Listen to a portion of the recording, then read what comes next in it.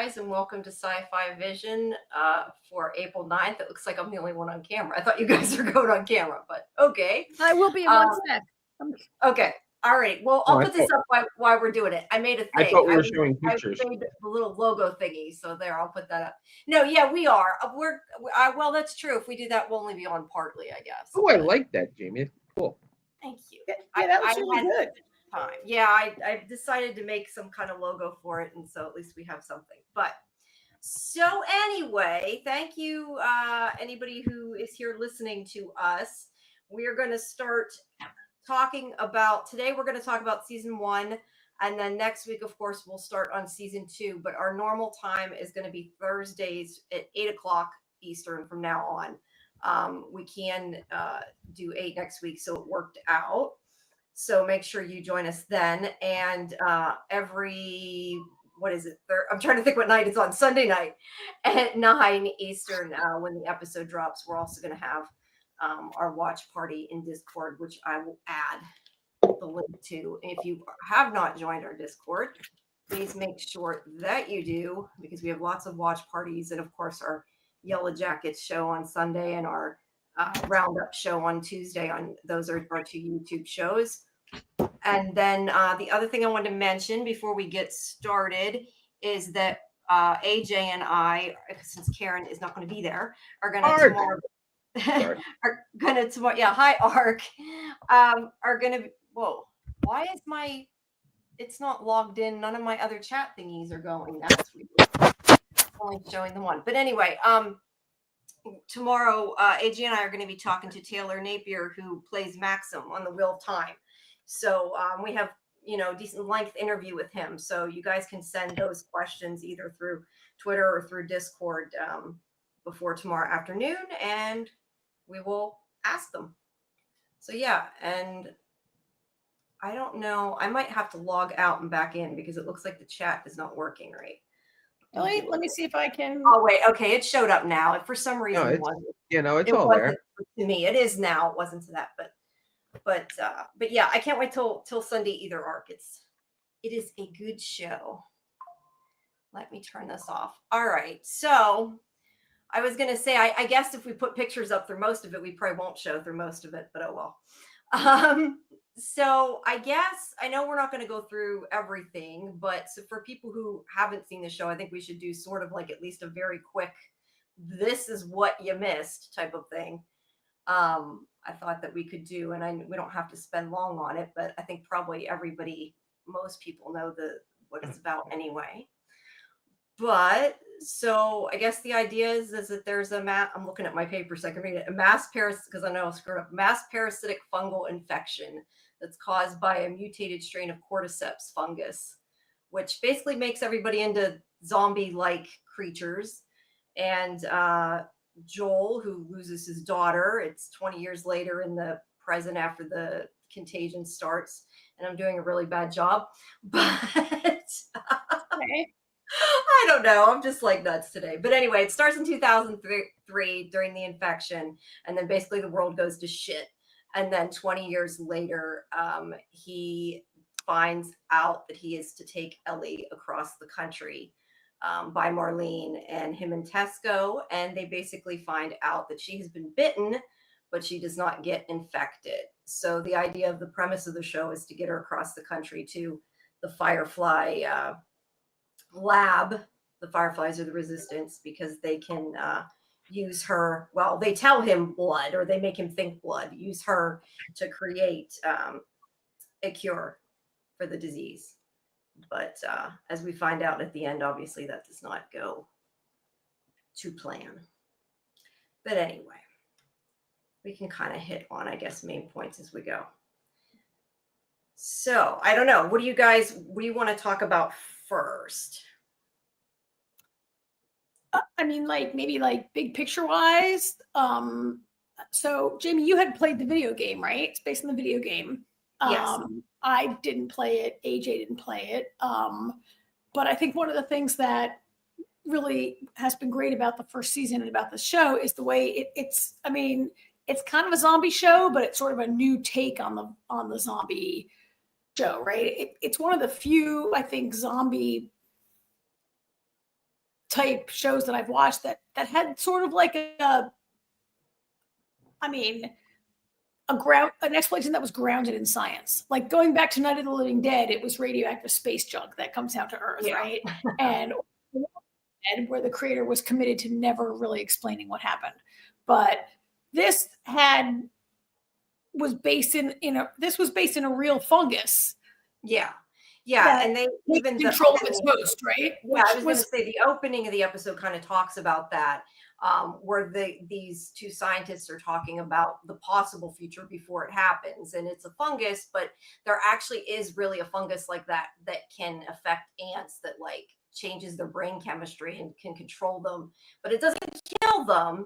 It like slowly kind of eats them from the inside out and makes them do what it wants, and pass on the infection. But that part is it's a real thing. It's a real fungus. Ants, really not for people, but ants, for ants. Right? Yeah. So yeah, it's based on that. But I was just going to say the thing about the video game, the nice thing is, I think, and I enjoyed, is that if you even just go to YouTube and like watch the cutscenes, a lot of it is almost scene for scene the TV show. Like they've really recreated a lot of different parts of it. Especially like the whole opening is pretty much from the game. So yeah, but it's fun to see the things that are in the game. I mean, I haven't gone all the way through it, but it's nice to compare it. And I know the other scene I know they did exactly is the one where Joel's telling Ellie he's going to leave, and they did that pretty much like line for line. But yeah. In episode like 6 or 7.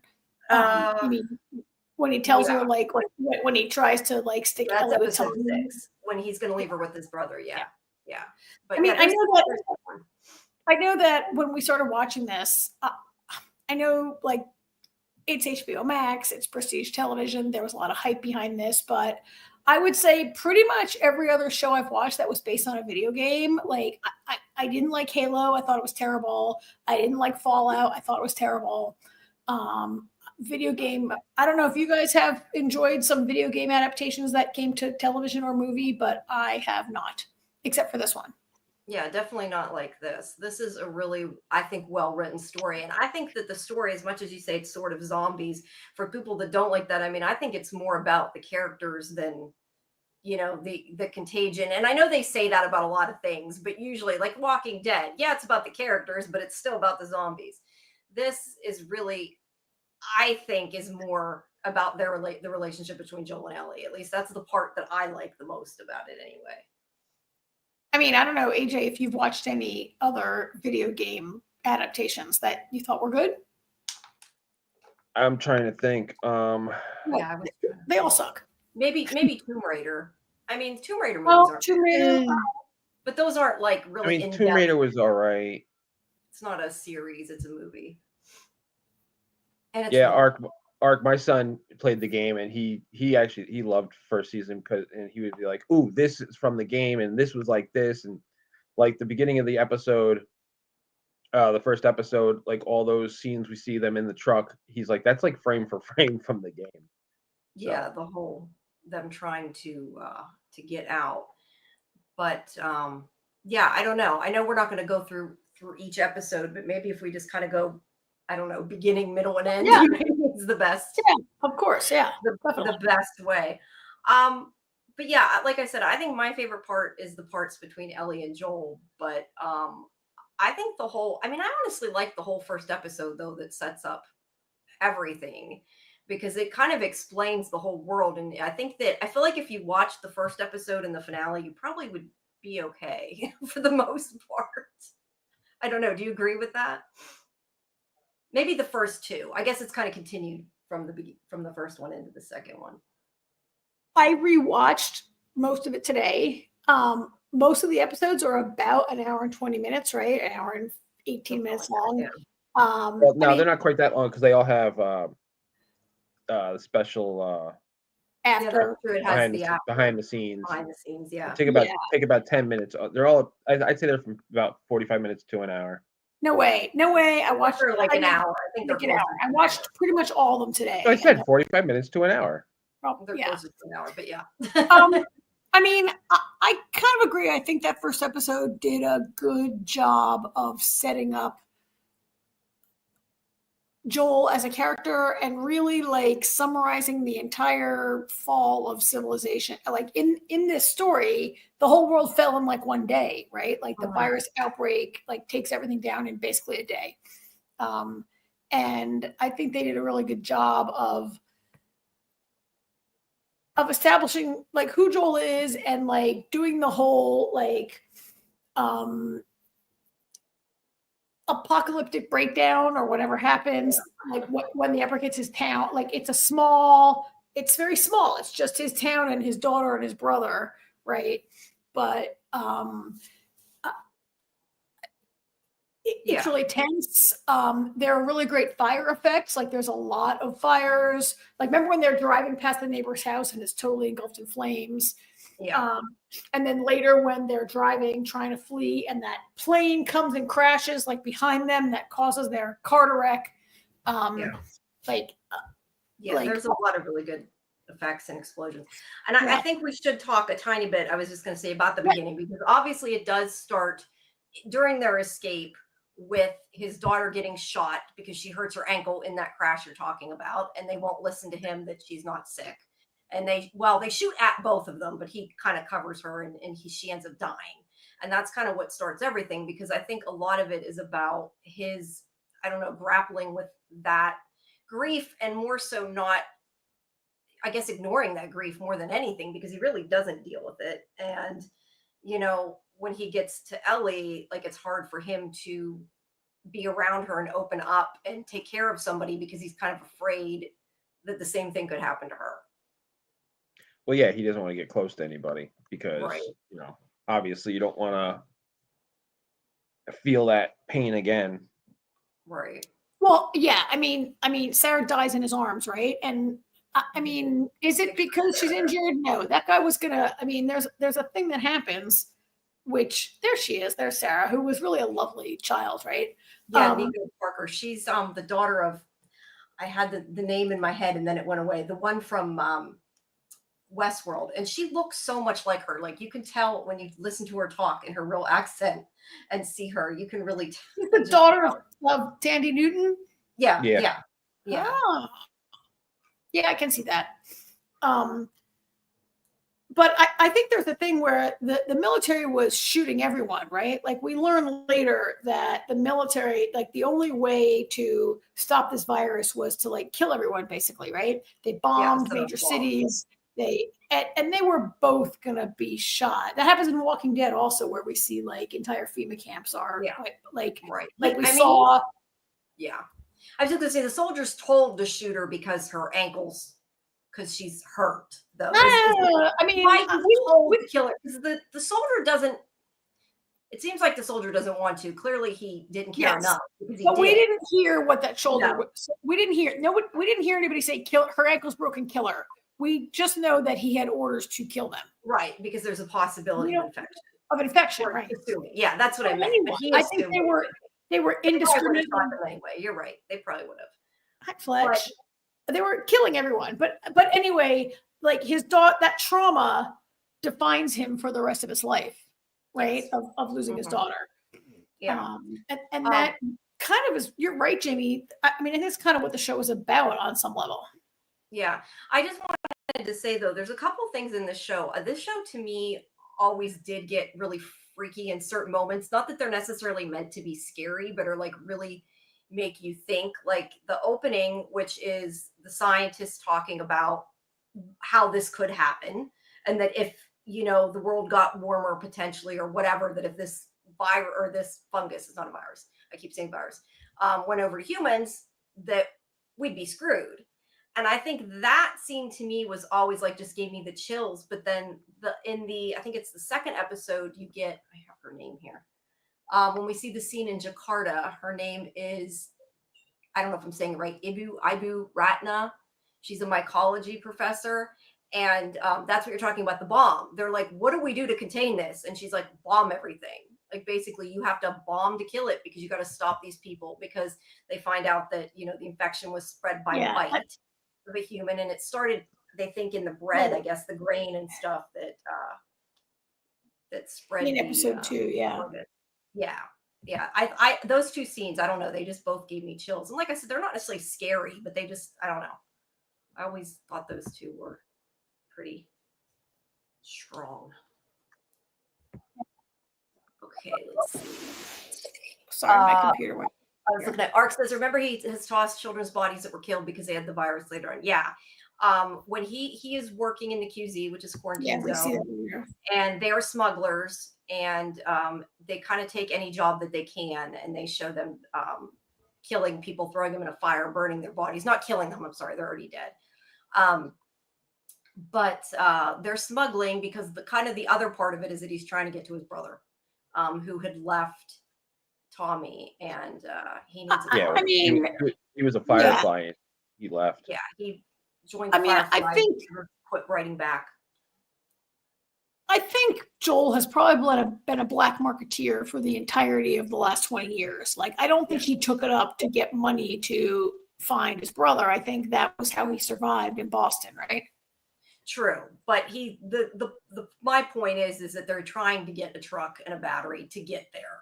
That's what kind of the beginning of it is about, is them trading stuff to get to that point. But yeah. Let's see. Fletcher, you change your name all the time.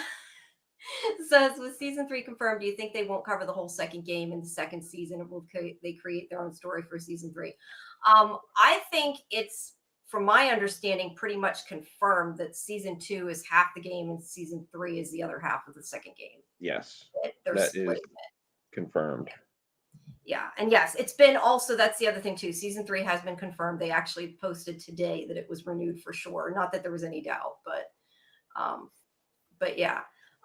This show, the other thing I want to say is I think this show is so, I don't know. I always like effects and things. You guys know that. But even like the sets, like I love in this show looking at like the buildings that are dilapidated and all like the nature that's kind of overtaken everything. It makes it feel very realistic. And it also feels very much like the environment of the game, I think. I mean, it could be pulled right out. It's not exactly the same, but it just feels like you could be in the game. Yeah. I mean, high production values, a lot of money being spent, obviously, of course. Yeah. All the effects are good. I mean, the creature effects are great. The fire effects are great. The fights, which are mostly gunfights, but some hand-to-hand are great, right? It's all I'm trying to see somewhere here. I have of the highest quality. Yeah. Here, I was going to put up, when they go down, that shows some of how the fungal infection spreads through people, and it kind of, like I said, it kind of eats them from the inside out. It keeps them alive so it can control them and make them transfer the fungus onto somebody else, because they do the whole thing of explaining about I forget exactly what they say, what is it, it's not the fungal wide web, but it's something like that they call it. I forget what it is they call it. That it spreads like tendrils underground, right? Which it's like a hive mind. Yes, which actually is true, I guess, with fungus. This is a real thing with certain kinds of fungi, that they have a lot of tendrils and arms and whatever that can spread underground that are connected to the next mushroom or outcropping or whatever. And that if you step on one piece of fungus here, like all these zombies, clicker, whatever we're calling them, they don't really have a name in this, right? Exactly. Let's just say infected might be alerted someplace else, and it has this like and that is like a real thing with like massive like fungal ecosystems or whatever we want to call them, right? Yeah. And that they completely added, because the game, they changed certain things in the game. Like the game had a lot of spores that would like come off of the fungus, but for various reasons they decided, partially I think they just didn't want to probably put masks on people all the time, but also just didn't work in the scope of television, so they changed it. Don't even get me started, Ark, on teenagers. You got a room in your house that looks like that too, AJ? Yeah. I bet you do. I bet you do. I think you need to clean it a bit. So I'm not cleaning shit. He's 18. That's the point. Let's see. Fletcher also says, sorry, I didn't mean to cut you off. Would you enjoy some sort of spinoff showing how it spread the fungus? The Last of Us, we get that 20-year jump, a spinoff based on the 20-year timeline. I think that it would be cool to see those 20 years. I mean, I don't know that we need to understand the story, but that would be interesting. But I feel like if they did that, would that be more of like a Walking Dead type show and kind of the same? I don't know. Yeah, I don't model need. that we've seen. I mean, the story is what I'm invested in, so I really Yeah. don't need a. Personally, I don't need a spin-off on how it No, I spreads. don't need And we kind of learn through exposition how it spread. I mean, just the I fact think, that we know it's connected underground and everything, kind of like a hive mind. well, I mean, we do learn in episode 2 and then later in episode 6, I think, when Joel explains to 5, maybe, where Joel explains to Ellie how the fungus mutated, it got into the global food supply, probably in a staple crop like wheat or sugar, which is stripped all over the world, and basically in one day, like, everyone gets infected. Governments bomb cities, including Boston. So that we all have that first like couple of days, which could be an interesting, maybe like a movie. Yeah. There's that other, I think the story of that 20 years, which might interest me more than maybe you guys and maybe Fletch, is the whole Fedra storyline. Like Fedra, Fedra is the military dictatorship in the United States. There's no more government. We have a military dictatorship. We see that there are public executions. There are lynchings. People are being lynched in the streets. People are being shot by firing squads. It's a fully corrupt dictatorship. And we see it, in episode 4 and 5, maybe. We see Kansas City, where the resistance overthrows Fedra and replaces it with a different brutal dictatorship. Yes. And so we also meet this lady who, of course, is bad. That's Kathleen, who is, of course, also from Yellowjackets. But aside from that, that's Melanie Lindsay. Is the one that I don't want to say she's the one that takes them down. I mean, they all take the regiment down, but they're the resistance, and it ends up that their resistance is worse than, at times, worse than or as bad. At times, yes, because she, decides who lives and who dies and wants to control herself. I mean, could it have been better than Fedra? We learned that. I mean, Kansas City was the worst Fedra maybe in the country. They raped, tortured, and killed, as Fedra did all that. She's. I mean, what rises up to replace it is she's brutal, also, right? Like, she's gonna kill Henry and his little brother Sam because she, I mean, that there's a story, there's like a spin-off story there, except it might be too depressing to really tell, right? Yeah. Let's I do want to back up a little bit because we're getting really far ahead. I just wanted to I didn't even put up any of my Joel and Ellie pictures. For anybody who doesn't know, that's Joel and Ellie. The beginning of the story, the kind of main part that we kind of skipped, that I think we at least need to touch on, is that Joel and Tess, here's a picture of Tess in a Torv, are the one. I always forget she's Australian until I hear her talk in the behind the scenes. So they're the ones that take Ellie, but they meet Marlene, who we find out later through the story that she was friends with Ellie's mother, and we can talk a little bit more about that later. But she found out that Ellie was immune, and she's the one that sends them across the country to take her to get, like I said, a cure made. She is part of the. Well, she kind of doesn't. Like, that's not really her plan. No, that's how it works out. Makes it sound like Ellie's blood will save the human. She wants. Yeah, I know. She wants Joel. There, you're fine now. That's not really her plan, though. She just wants Joel to hand off. She just wants Joel to hand off Ellie to some fireflies outside the gate. All Joel has to do is get Ellie outside the front door, and the fireflies will take it from there. And then Joel gets stuck with her, right? Yeah, the idea is they'll give him all he needs to go after his brother if he does that. But on the way out, but he never agreed to take her all the way west. Yeah, I got a little bit ahead of myself. Yes. When they're on the way out, the soldier stops them because you're not even allowed to leave the QZ or you'll get hung. I mean, the QZ is not a good place. But they try to sneak out, and the soldier scans them to check that they're not infected. And Ellie ends up, I think she stabs him in the leg, I think. The soldier, because she doesn't want them to know she's infected. And then the guy goes to shoot Ellie, and Joel kind of freaks out and ends up punching the guy. I don't know if he actually kills him or just completely knocks him out. They never really say. But he goes crazy punching him because he kind of flashes back to what happened to his daughter. And he's like not going to let this guy hurt Ellie, even though he's not really connected to her yet. He's not going to let it happen again. And I know they tell this whole thing, if you watch the behind the scenes clip, how Ellie kind of likes the violence. And I think that kind of starts some of the problems therein. But they see that she's infected is the point. The little device thing. Well, she's bitten. She's not infected. She's not infected. I'm sorry. You're right. She's been bitten. And she shows him her arm. And I don't have a picture of her arm. I probably should have done that. But Ellie, this is where she's telling him about it later. She's been bitten, but she never actually got the virus. And she's like, you can tell this bite's months old and I'm not infected. I think she says it's 3 weeks old. Yeah. And there's, I thought it was 3 months, 3 weeks, 3 months, whatever. But there is this whole thing too, where Marlene and the Fireflies did keep her captive to make sure she wasn't infected. So that's why that was why she wanted Joel and Tess to take her in the first place. Because they couldn't safely take her to the rest of the Fireflies. So they're, smuggling her out. But they believe her, thankfully.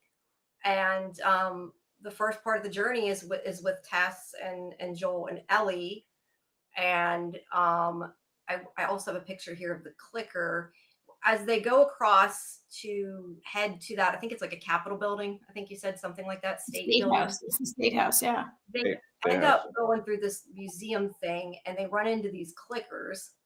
This is the promo picture they had, the best you could get. That wasn't like a screen capture, but and these are the design. I mean, it's right out from the game, and these things are freaky as hell. Basically, once the virus gets to a certain point, I guess it affects different people differently, because you have that mushroom guy I showed you before on the wall that looks like that. But then you have these clickers who are obviously also very infected, but not, it's different. I don't know why it affects some people differently. I don't think they ever tell that unless it's in the game. But they have like an echolocation. They're blind, but they can hear and they can kill by sound. And so the three of them have to kind of be very quiet to go around the museum and get out of there. And that's when Tess gets bit. And that's also how Ellie proves to Tess and Joel that she's not infected, because Tess gets bit, Ellie gets bit, Ellie's fine, Tess is infected. And they do eventually get to the Capitol building, but when they get there... Can I interrupt you for 1 second, you guys? I loved the way in episode 1 where we see Joel's flashback to the original outbreak. And you guys, I turned off my camera because I have bandwidth problems and I'm getting a lot of lag. In the original outbreak in Texas, we saw how the infected move very quickly and very viciously. They kind of are like the 28 days later style of infected, right? They're not slow, stumbling, like Night of the Living Dead or Walking Dead style zombies. And I know it's right from the game, but as only a TV watcher, I loved how 20 years later we see this new type of creature where the fungus has taken over their entire head. They can't see anymore, and they evolve this clicking echolocation thing. I mean, it's just a brilliant. It's just so much better than most other in the traditional right? In the traditional zombie oeuvre, they just get slower and more rotted. These they do. Yeah, some of them do. I mean, we have that one that's stuck to the wall. He explains that some of them that have been there for 20 years, that they're those kind, I guess. But we also, when we're in Kansas City, we get the mini boss. The giant one, yeah. Yeah, which I've had many discussions that I can't beat yet, but that's a whole other issue.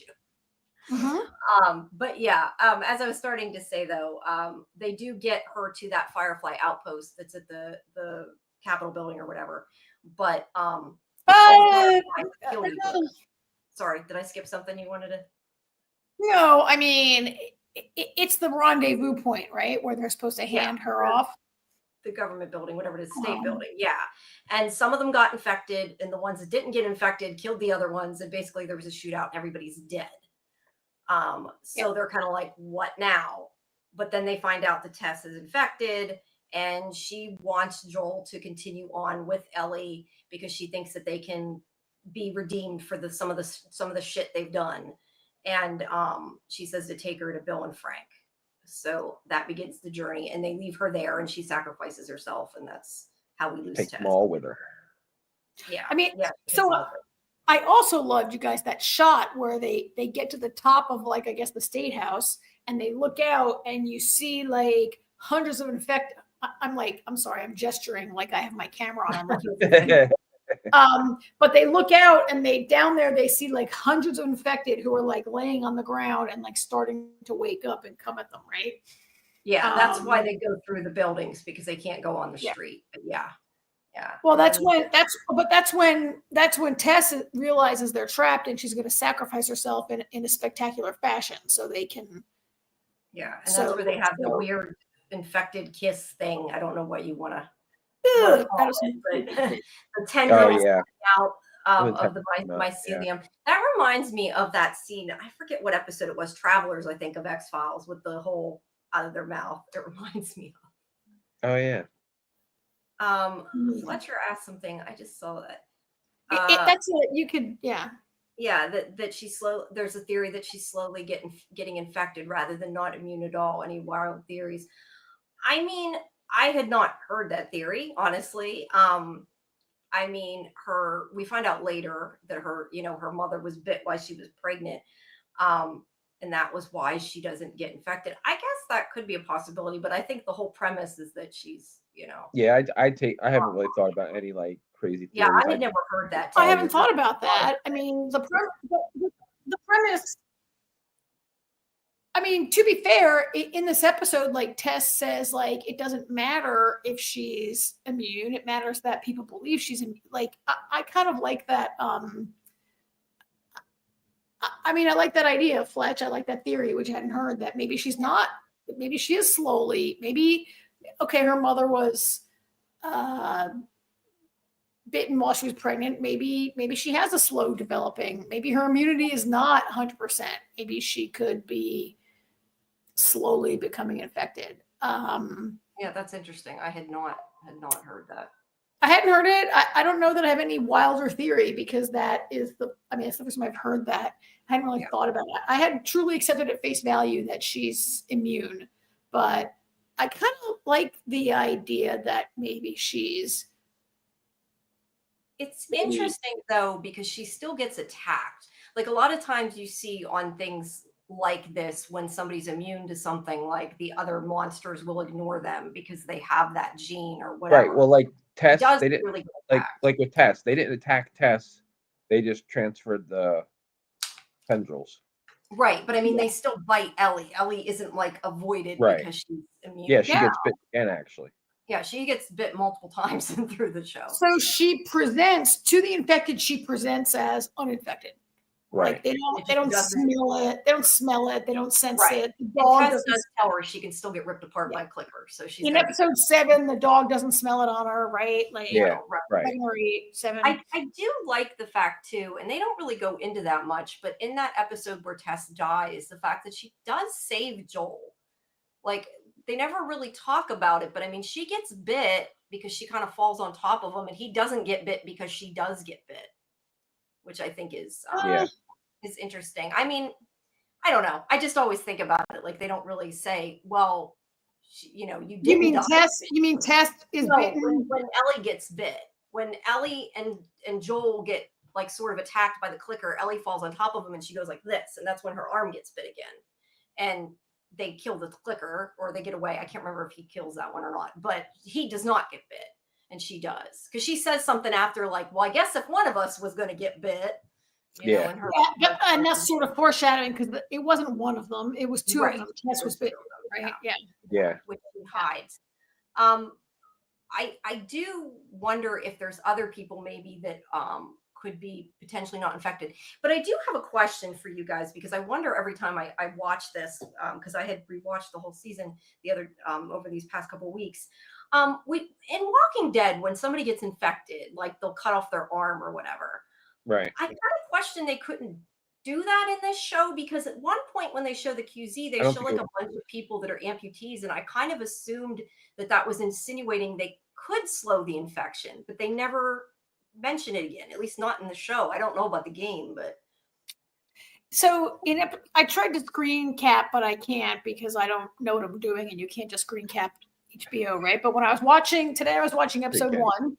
I watched episode 1 today, and there's that shot where when they flash forward to Boston, there's a little girl who is coming to the QZ, and they let her in through the. At least I thought it was a boy, but yeah. There's a child Anyway. who comes in and is going to be tested. And when that child comes in and is in the waiting room, they show 2 posters on the wall, and one says time to infection, like time to symptoms, and it says head and neck 5 minutes, like arms 10 minutes. Like I think the fungus goes right to your brain, and that is the first place you get symptoms. I don't know that you can chop off your arm. Yeah, I don't know that it starts here and goes up like this. I think it goes zoop, and then you just. I don't know. That's why I was just asking, because it seemed odd to me that they showed that group of amputees at one point. I mean, I know it's was it a group of amputees? It was a guy who. There was more than one. That's why I wondered. I mean, I could be wrong, and it could just be that they were. I mean, I noticed that guy. It wasn't clear to me that he might not have been born with that situation. I'm not. I mean, I saw a guy who didn't have 4 arms, right? Yeah, no, I just wondered, because it does say like time of infection. So I wonder, like, if they get them quick, can they save them? Has anybody tried? I don't know. I just always wondered. That's why I was. Well, yeah. I mean, in Walking Dead, they chop off your arm and they try to save you. I don't. That's probably. I'm kind of glad they don't do that, because that would seem to rip off of other. It would. Right. Fletcher says, does the TV show surpass the story in the first game? I never got all the way through the story. I did watch all the way through the game yet, because I'm stuck at the damn bloater in the gym. So I haven't played it, but Artie and I have actually had this conversation, and he said, based on Fletcher's question, technically yes, because he said they've expanded on certain storylines, like Bill and Frank's storyline was expanded upon. It's like things that you know from playing the game, but you don't see what we saw in the show. So there's definitely expansion of like there's not a whole hour about Bill and Frank. I mean, for a perfect example, like the scene when they're trying to get out of KC, and there's the sharpshooter in that house shooting them and everything. You know, that's like a playable scene in the game, but we get and then there's cut scenes and everything, but we get more of it because it's not just going to be like Joel's not going to run around dodging like a video game. Right. And it was actually funny because in that scene, Artie was like, he's like, that's some bullshit. He's like, it was not that easy to get around to the back of the house.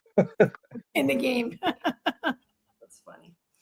Yeah. Well, I will say though, if you watch the cut scenes, even like on YouTube or something, especially in the remastered. What do you mean when you say the cut scenes? You mean scenes that are the scenes that are not part of gameplay, for people who don't know, like when you stop playing and they show like an acted out scene, I guess is the best way I would describe it. In between. You mean like I come to a cabin and now there's a little vignette of the characters and I watch a little video that's not playable.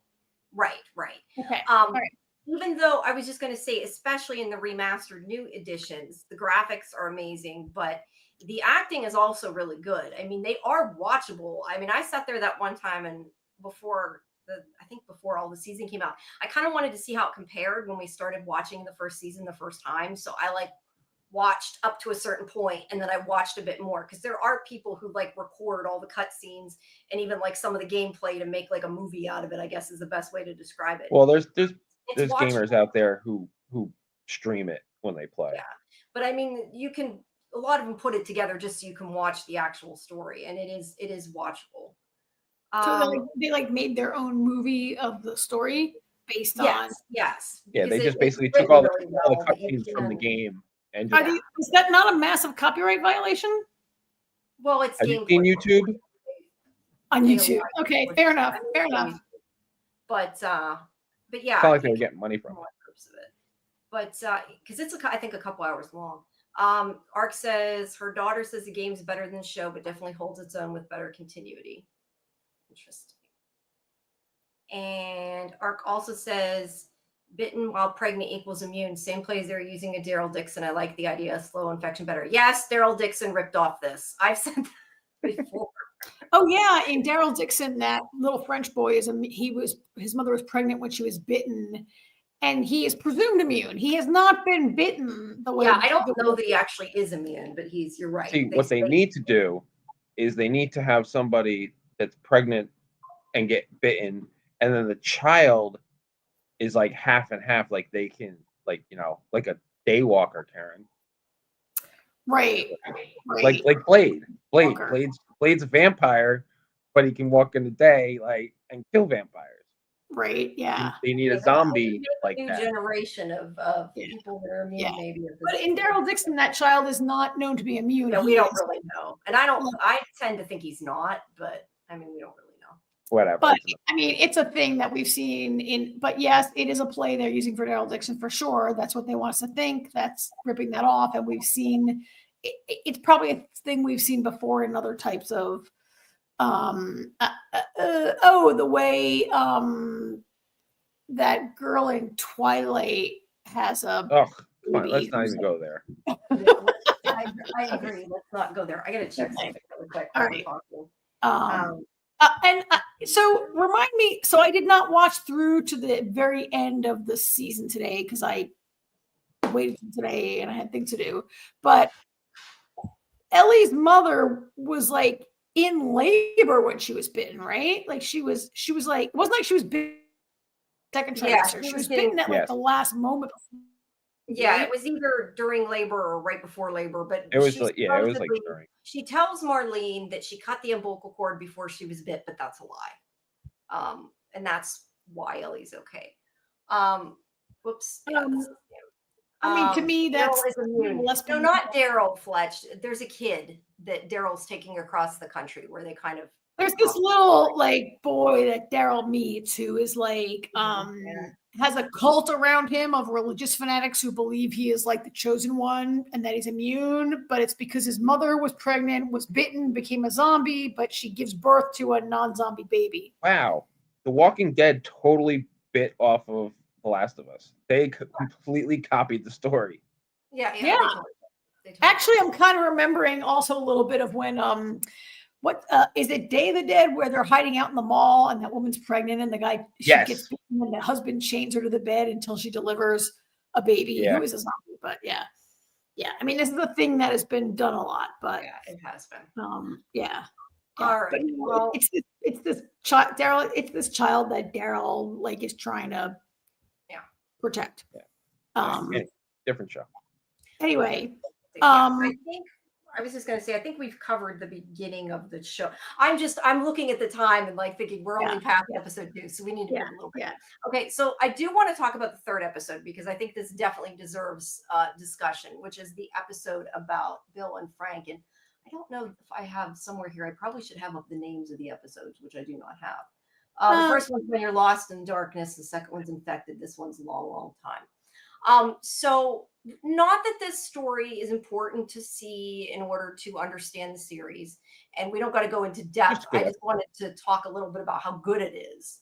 The idea is that Bill in the game, his lover, boyfriend, whatever you call him, husband, Frank, is dead.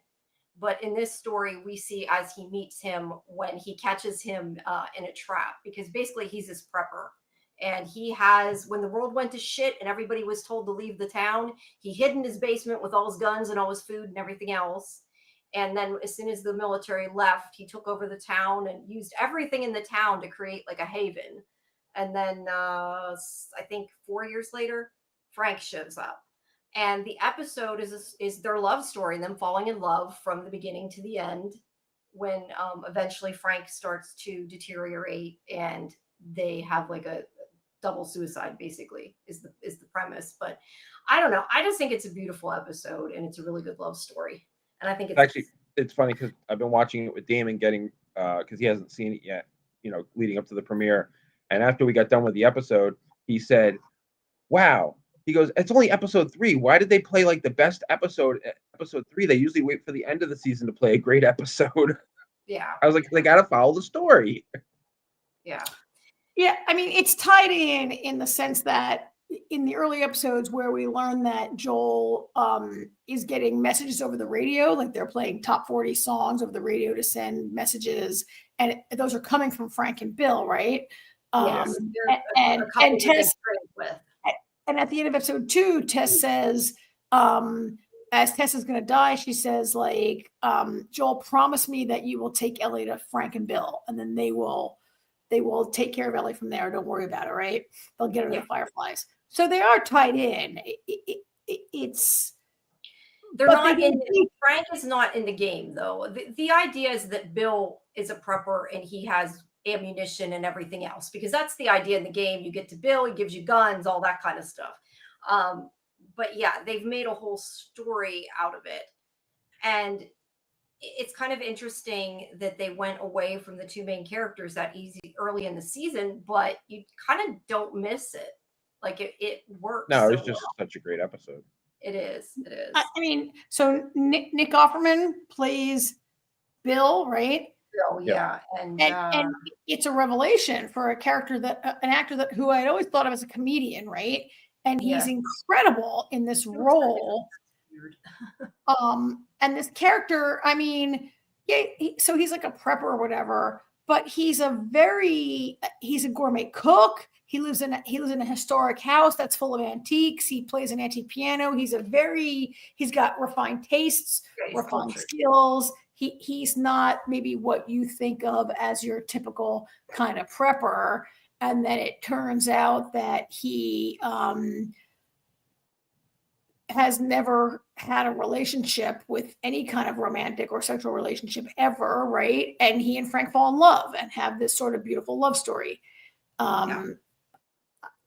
I thought the point of this, it's funny because so Jamie, like you just said, that the point in the game is that you get to Bill so you can get supplies. It's like a quest to get more supplies and then go on with the game, I guess. Yeah, that was part of where I got stuck, was in the Bill storyline. So there might be more to it, but yeah.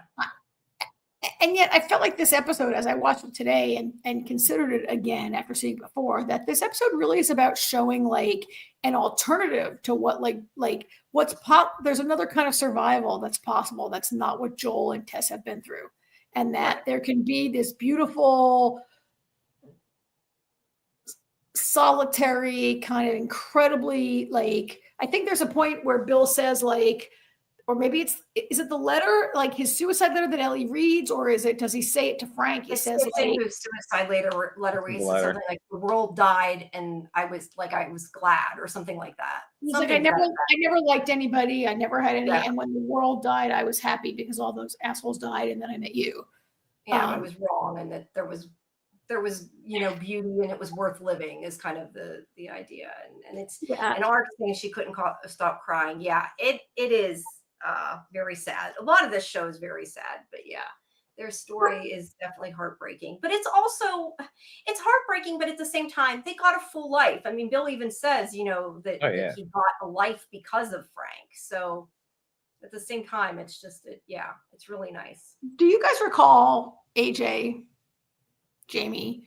I think there was some backlash to this episode when it aired that, right? Because on the one hand, gamers felt like, why are you creating something that doesn't exist in the game? And also there's always a backlash to like a beautiful love story between two men. There's always going to be people, particularly in gamer world, that are not comfortable with that, right? Yeah. Yeah, I mean, let's put I don't think we really need to get into it. There was more people upset about the gay relationship than there were about expanding on the storyline. Like there was some gamers out there like, oh, I don't understand why we needed all this. There's so much more to tell. But a lot of the backlash was the gay couple, which is ridiculous. But that's another story. Fletcher says, whoops, You'd put it up before I did. It was kind of weird as gamer. They didn't have that relationship. Well, the thing is, they did, but he had already. I think he committed suicide. Frank was Frank's already dead. dead. Right? Frank's already dead. Already dead. But it is insinuated that he was his, his lover. So it's not added; it's expanded more than anything. But yeah. Either way, it's a beautiful episode, regardless, and I think that it is one of the best written episodes of anything. Honestly, I know, like I said, I know it was up for awards. I'm not sure if it won any or not. I think it might have won a couple, but it was up for a couple different things. And anyway, it feels like it's the entire episode, but it's kind of not. Like the first 10 minutes of the episode are dedicated to it's Ellie and Joel on the road. There are a few scenes of them like making some stops on the way. And the beginning of it focused a little bit on like, Joel is stuck with this kid. She's like a little, I love seeing how Ellie in this episode and the next one, maybe, how she is so excited at seeing the world for the first time.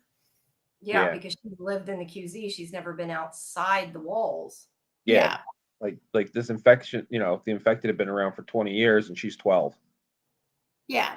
And she asks questions nonstop and she's driving Joel insane the way only. Wow, you guys used to fly in those things? Yeah, right. Like, that's awesome. He goes, it wasn't awesome for them. Yeah.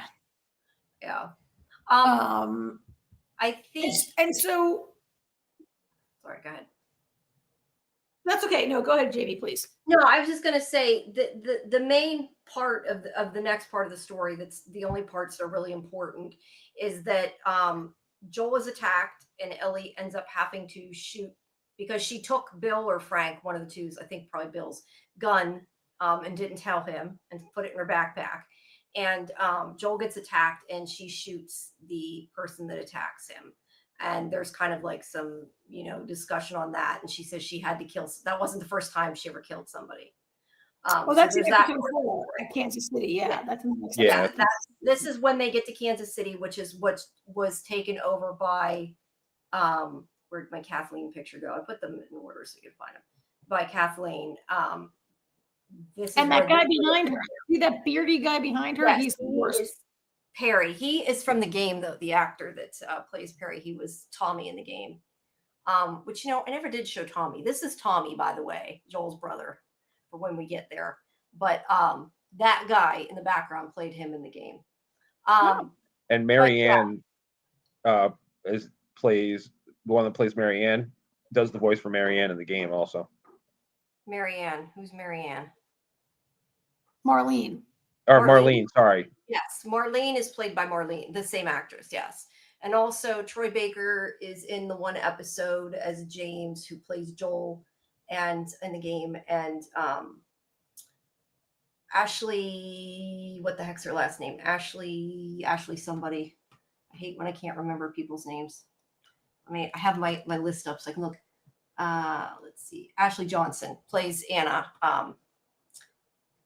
Ellie's mother, and she plays Ellie in the game. But anyway, so when they're in this place, they meet Sam and Henry, who Kathleen is trying to find because he sold out her brother basically to Fedra.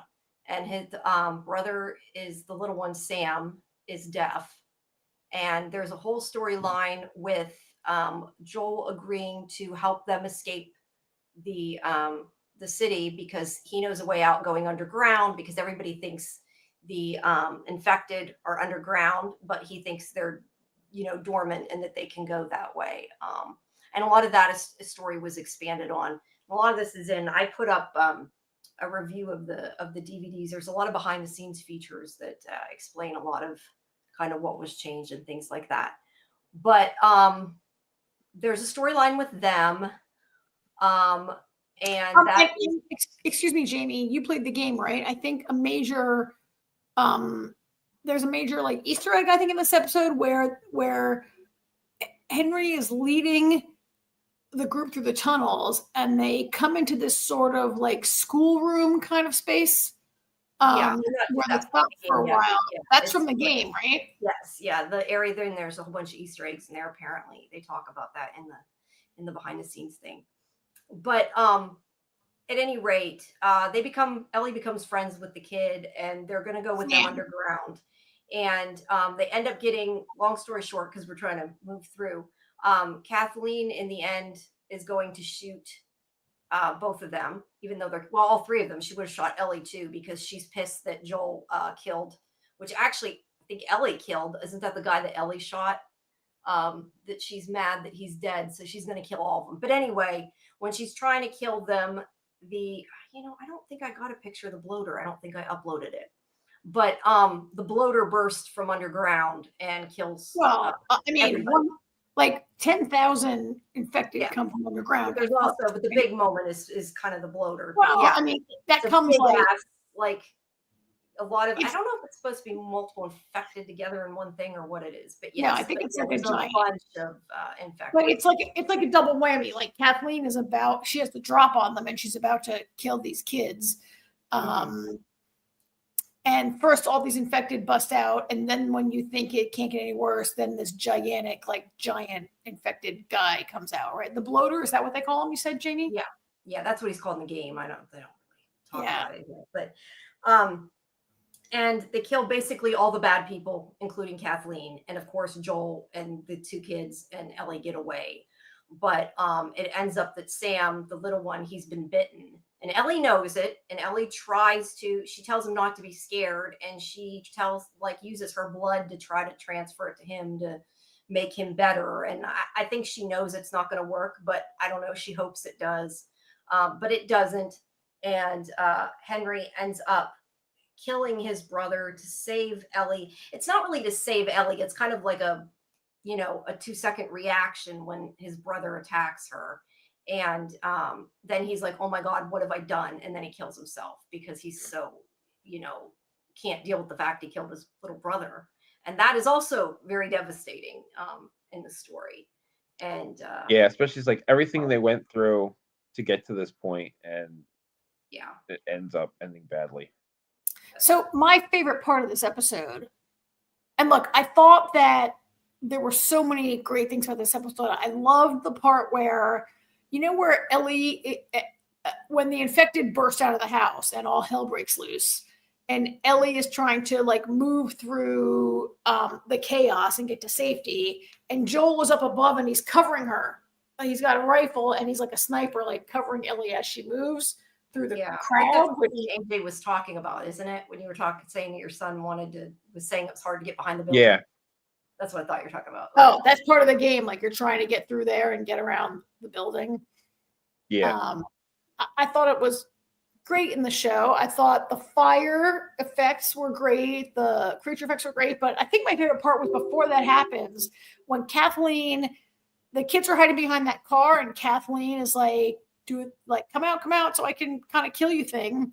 And, Henry was a collaborator, which seems like a bad thing until throughout this episode, Joel comes to realize that Henry did what he had to do to protect his little brother, right?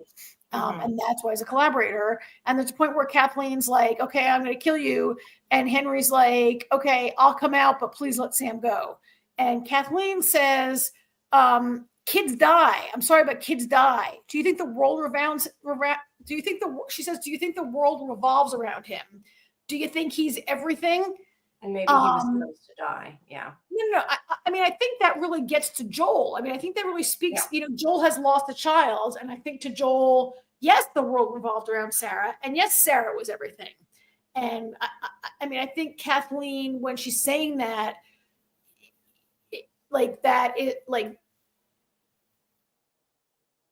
definitely incites him more. Joel and Henry, really under, what she doesn't have a child, or she doesn't, you don't have to maybe have a child to believe that, but she's what she's saying is the opposite of what Henry and Joel believe. Henry did believe that Sarah was everything and the world revolves around her. And that is a moment where we definitely see Sarah as a a vicious dictator who's got to go, right? I just Yeah, love that's that it. Kathleen, yeah. line of the whole episode, because it, like, they do such a good job on this show of tying it all back to Joel's trauma. Yeah, well, the thing is, the whole, I think, idea of the story, or the whole overarching theme, is what you will do for the people you love, and whether that can be good or bad. I mean, technically, what Henry did, the whole thing that started it, was because he got Kathleen's brother killed in order to say, you're right, in order to save Sam. And so to her, obviously, that wasn't okay, but it's what will you do and what won't you do. And I got the picture. I don't know if it's going to be cropped right, but I uploaded the picture of the bloater. There we go. It's not cropped right, but there you go. That is the big ass. Their heads are like open, and I don't know. It's creepy. It's like I don't know, an ultimate clicker, and it's huge. But I don't know that it functions like a clicker, but it looks like a clicker, kind of. Reminds me of Nemesis from Resident Evil. Oh yeah, kind of does. Yeah. Troy was the one. Troy was the. Oh, okay. That's from the other episode, Troy. Yeah. Sorry. I was trying to figure out what he was talking about, and then it hit me what he meant. Yeah, we're not to that yet. So they get away and they continue on their journey, and they finally find the place that his brother is. And like I said, they find Tommy, and Tommy is now married to Maria, who's pregnant. And Tommy's basically like, I didn't need you to save me. And he's got a life there. And Joel kind of doesn't know how to deal with that. And you, in this episode, find out a lot of stuff about how they killed a lot of people, him, Tess, his brother. And Tommy couldn't accept that. And that's kind of why he went off like he did. And there is a scene where but Tommy was a Firefly. Tommy got sent out there because he was a Firefly, right? Like, well, he joined the Fireflies. I think kind of to get away from. I don't know if it was to get away from Joel or just to get away from like their life or whatever. He wanted to do something. At least that's my understanding, that he wanted to do something that wasn't the kind of life they had, which was killing people to survive. Yeah. That was I think between those 20 years that they killed people. I mean, not once they were in the QZ. That was like leading up to that, I think. I mean, so do you think then, I mean, I'm not sure I took it away exactly the way you did, but do I feel maybe that Tommy, so I think maybe Joel had been in Boston for a long time. He wasn't killing people to survive for 20 years. No, but he had over time killed people, because Ellie even asks him about killing people. And I think, doesn't he say something like that he admits that, yes, he killed innocent people? Because whenever that guy attacks them, the one that sets the trap for him, he knows about it because he's done that kind of thing. I mean, I took a note. I wrote it down. There's a point where Ellie says, did you kill innocent people? And Joel doesn't answer. And change the subject, right, and maybe later they talk about it. But I mean, do you think so? Ellie's a child. Do you think that maybe Tommy is a little bit of a? I mean, is that disingenuous or unfair? Like, Joel certainly did what he had to do. They had to go from Texas to Boston, and I mean, it's in episode 1 where someone says like there are worse things out there than the infected, right? Yeah. And I think the idea is they did a lot of things to survive. But Maria, and that's kind of what I wanted to talk about a second, is Maria is cutting her hair. She, which through this conversation, Ellie also finds out, because of this memorial, this is how she finds out that Sarah's dead, because Maria had a kid too. Kevin, I think his name was. Kevin, yeah. But she basically says, you should be careful around Joel. He's not a nice guy. And she's like, you mean that he killed people? Yeah, I know that. And she like acts like Joel coerced his brother into doing these things. And the problem I have with that, what I would have liked her to have said to Maria, is he was an adult. Joel didn't force him to be a part of it. Yeah. So her, Tommy isn't as good as she's making. I mean, maybe he's changed his ways and doesn't want to be like that anymore, but he clearly was a part of it. Because maybe Tommy has regrets or he's in denial, but personally, I find it hard to believe that anybody could have made it from Texas to Boston over a course of months or years without having to do some things to survive. And I also think it's kind of shitty, like if Joel did all of it so Tommy wouldn't have to, and then for Tommy to later condemn Joel is kind of shitty. It is And shitty. maybe you should be grateful that your brother stopped you from having to kill people. Yeah, well, I don't know. I got the opinion he might have done it too, but Joel was the leading force behind it at any rate. I do want to touch on one thing though we missed about the last episode. I wanted to make sure I mentioned because I don't know. I know it's silly, but it cracks me up every single time I watch this episode. There's this whole thing where Ellie has these book of puns, and he's always reading Joel puns, and he's like going nuts because he doesn't want to hear them. But she says that one pun that I still laugh. I mean, it's a dad joke, but I still laugh about it when she says, "Do you know that diarrhea is genetic? It runs in your genes." I love that. It's so silly, but it still makes me laugh. So yeah, I just want to mention that because I thought it was funny. So the idea when they're at this compound is that these people have a gated community that they don't let people into that is free of infected. There's a school, there's, a church, there's a movie theater. It's the kind of life that they could have. But Joel, Alexandria. Alexandria essentially, but not with quite the same crazy people. But better. But Joel still wants to take Ellie, but it's at this point that Joel tries to get his brother to take Ellie because he's like, you can take her there. It'll, I don't remember exactly all the excuses he gives, but he wants his brother to take her. And he does admit to him that Ellie can't be infected and that what had happened. And he talks Tommy into taking her. And then he comes to Ellie and he's like, my brother's going to take you. And this is, I feel like, a big turning point in the series because Ellie gets really upset and mad because she's like, everybody in my life has left me or given up on me or screwed me except for you. And now you're telling me you're going to leave me too. And that is the scene that's filmed like pretty much frame for frame from the way the game is. And that's really heartbreaking. But of course, in the end, Joel decides to take her and stay with her, and they continue their journey. And that's kind of that whole part of the story. So Joel, I don't know about the game in the show, in the episode, which I did watch today, Joel expresses that he just can't be with her anymore.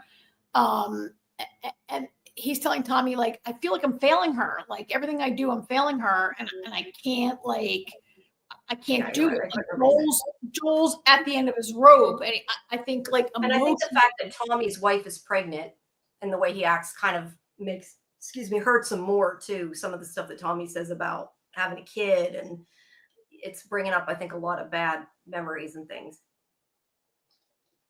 Yeah, I don't know. So I guess I'm asking you, like, does the game include Joel having that sort of emotional break there? Or in the game, is he just more like, I'm done with this kid? I don't know. I just have watched that cutscene because they said it was like exactly like it. Right. What happens before that, I'm honestly not sure. I assume it's similar, but I don't know. Hi, Jen. Hi, Jen says, there, Karen froze a second, says, I agree that Tommy Jen agrees that Tommy isn't being accountable for his own actions. Older brother. Yeah. Oh, okay. Hello? Yeah, I don't know if you froze again in the middle or not. You were reading it and then you froze. Yeah, I might have. Yeah, he's blaming his older brother like a trauma response to maintain his innocence, even though he isn't because of his own choices. Yeah, that's kind of my point. Like yes, that's true. Tommy did it to save them. But yes, Tommy was complicit in the things that happened. Tommy was an adult. Tommy can make his own decisions. I think that Maria maybe, but so did Joel. Like Joel didn't go around. Joel didn't go around indiscriminately just shooting people in cold blood for the fun of it. Joel has in his past killed people for a reason, just like Tommy did. Tommy's a jerk. No, yeah, I'm just saying. I think that Maria kind of didn't want to accept that he did those things, and I think, I don't know. I get that maybe that's part of why he let Joel be the scapegoat, because he didn't want to be that guy anymore, which is fine, but it wasn't Joel's fault. Joel protected him. And I'm never going to see my brother again anyway. Let her believe what she wants. Yeah. Oh, shit, my brother's here. There's that. Yeah. Yeah. All right. So they make it out of this place. He takes her out and they continue their journey. And then they happen upon, well, they get to this, I forget what it is. It's a college. It's a or college something. Yeah. campus. University, There's Colorado. monkeys, and I don't have pictures of the Oh. monkeys, but All right. there's some monkeys there and it's cute. But they It's are not cute. attacked Monkeys by are scary and creepy, and those were some creepy ass scary were. monkeys in that no, scene. they were. I hate No, monkeys. I hate monkeys. I've never seen monkeys before. I have seen monkeys in the wild multiple times in Asia and Africa, and they scare the shit out of me. I've only seen monkeys in the zoo, so I can't comment on that. I don't know. But they're attacked and Joel is stabbed and Ellie somehow manages, well, he kills the one guy and she manages to get him back on his horse and they go to this place and hide out and he is dying. And she starts flashing back to what happened when she was first bit. And there's a whole episode that tells the story of Riley. This is the story of Left Behind, which is the I don't know, what do you call it? Extra game that's in between DLC. the two games. Yeah, it's like an extra story. Oh, yeah? About Riley, and the whole episode's devoted to her. And basically, it's this memory she has where she was at the Fedra. I don't know. Well, it's a memory Ellie has. It's not a memory Riley has. This is Ellie's memory, right? Yes, this is Ellie's memory. But she flashes back to being at the Fedra. I said, I don't know what you call it, military school, I guess would be the best way to describe it. And where she met Riley, and she was kind of Ellie was a delinquent, basically. And Riley always stuck up for her. But Riley had left, and she finds out later it's because she joined the Fireflies.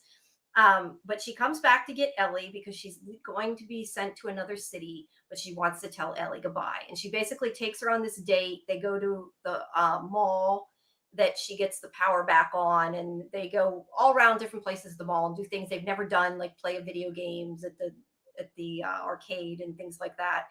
And in the end, I think it's in the Halloween shop, there is a infected and it bites both of them and they think they're going to die. Well, they assume they'll die. And they decide to, before that happens, though, I skipped a part. Before that happens, they do share a moment. They share a kiss and Riley agrees not to leave because Ellie basically says, don't leave me. And she finally agrees not to leave. But then she's bit. They're both bit in the fight. And they decide that basically they're just going to live out their last moments because Riley tells her to, let's live out whatever amount of time we have left together and go crazy together. So they decide to do that. But of course, Riley goes crazy. Ellie does not. Ellie never turns and she has to kill Riley. And this is that flashback of that happening and that sort of her first, love, first, what do you call it, first girlfriend and why she had to kill her because she did mention before to him. Not the first in that episode. Yeah, there's a lot of firsts in the episode. But that is their whole story and that whole side game. And through this, Joel is telling her to leave him. So can I ask you a question? I'm not a gamer, so when you mean it's a side game, it's not. It's a whole separate game. It's like a short game that they created outside of the two. So it was DLC, which is short for downloadable content. Oh, okay, I didn't realize it was DLC. It was after the game came out. It was an extra playable, like Jamie said, like a short little game. Like a bonus feature that you have to pay extra for. Yeah, basically. Mm-hmm. Yeah. But during this whole thing, Joel is potentially dying because he's been stabbed. And he's telling Ellie to go back to the date was so sad. I knew immediately. Yeah. Yeah, it was. I mean, it was her, like AJ said, a lot of firsts, and it ended very badly. And this is also when Marlene found her too. They sort of, talk about that at a different point. Well, I mean, Marlene in episode 1 confesses that she has been watching Ellie since she was a baby. Yeah. That's not, I mean, Marlene might have she found them, but yeah, she rescued them, but she's been watching Ellie. She's the one who put Ellie in the Fedra school and had her raised in the Fedra orphanage, right? Yeah. She admits that in episode 1. Yeah, she does. But anyway, Joel was telling Ellie to go back to Tommy, and she refused to leave, and instead she stitches him up, and that's kind of like the two end caps of the episode. That she doesn't leave because she has this flashback remembering, Riley saying that they had to go until they couldn't, that you don't give up. And that was what that was about. And I saw Jen also said, there's so much important on screen. Riley would die. So sad. Good character building. Yeah. And it's also the fact that Ellie killed her. That's the big thing. Ellie had to take her out when she got to that point, which is what makes it really devastating. Well, and it goes back to Henry having to kill Sam. But Henry killed himself. Henry was kind of a reaction when he killed Sam. It wasn't a choice, I feel like. No, I think he saw that Sam was attacking Ellie, and so he shot him. Like, it was a choice. But he did it before. I guess I'm saying he did it before he thought it through, and after he did it, he couldn't live with the choice, I guess. Well, he made a split-second choice. Yeah. It was a choice. He had no other choice. He had to kill the attacking monster, just like Ellie did, right? And it also harkens back to very early, maybe episode 2, where Ellie's asking Joel, have you killed anybody? How many people have you killed? And she asked him, like, does it ever bother you thinking that one time they were a person before this? And Joel says, like, yeah, sometimes. And now we find out why she's asking that question. Like, she killed her friend who used to be a person, right? Yeah, this is, well, I think when she asks him that, though, it's after she stabs that infected in the eye. Because Ellie's a little messed up, but Ellie grew up in this world. It's kind of like Carl. She grew up in a lot of this, and it's a little... But I disagree. Ellie grew up in the Fedra school. She grew up inside a protected environment. She's never really had to make these choices. No, you're right. She hasn't, but she's grown up after the world's gone to shit, I guess is more what I'm saying. But Ellie has like a violent streak in her, which is a problem.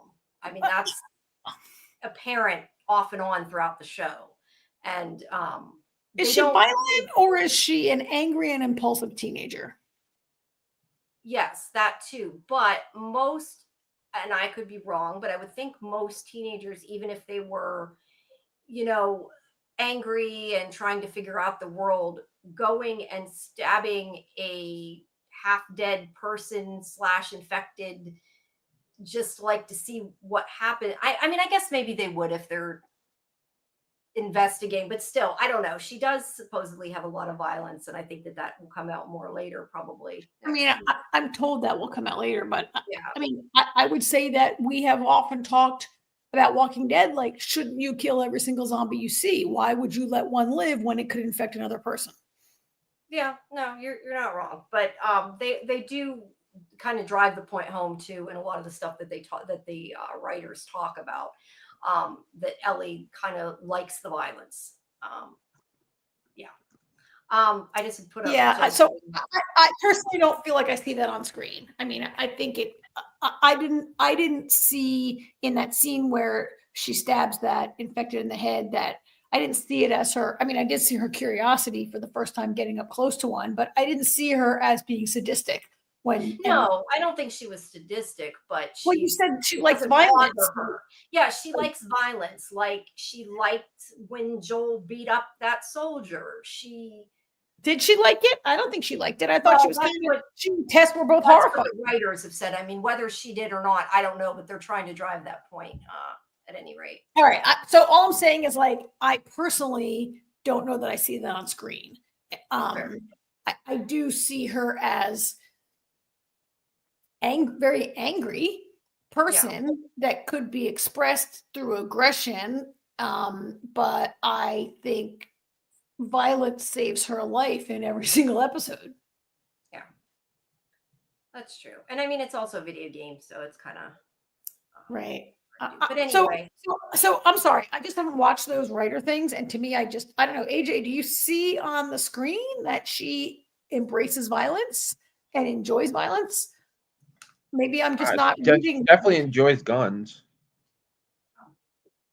Yeah, I guess, but I always kind of saw. No, I agree with Karen here. Having to be told by the creative crew that she likes violence, I doesn't work for me. I need to see it. I mean, That's she true. definitely doesn't shy away from it. Right. I don't know that I've seen her really enjoy it. Like she's not smiling while.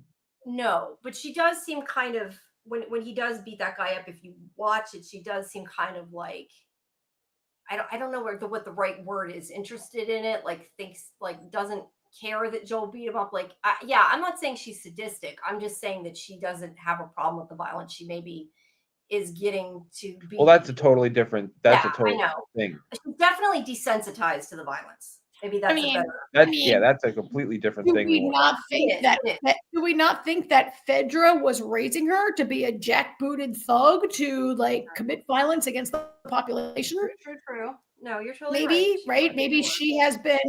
I'm guessing. I don't play the game, and we didn't see that on screen. But Fedra is not a presence in the show, right? And she was Right. raised in a Fedra orphanage and a Fedra school, so Yeah. maybe, and her role in life was going to be a Fedra soldier. So maybe Jamie, that's part of it. I mean, maybe I'm not seeing that. I should recommend. Maybe I should remember this part that she was raised to be.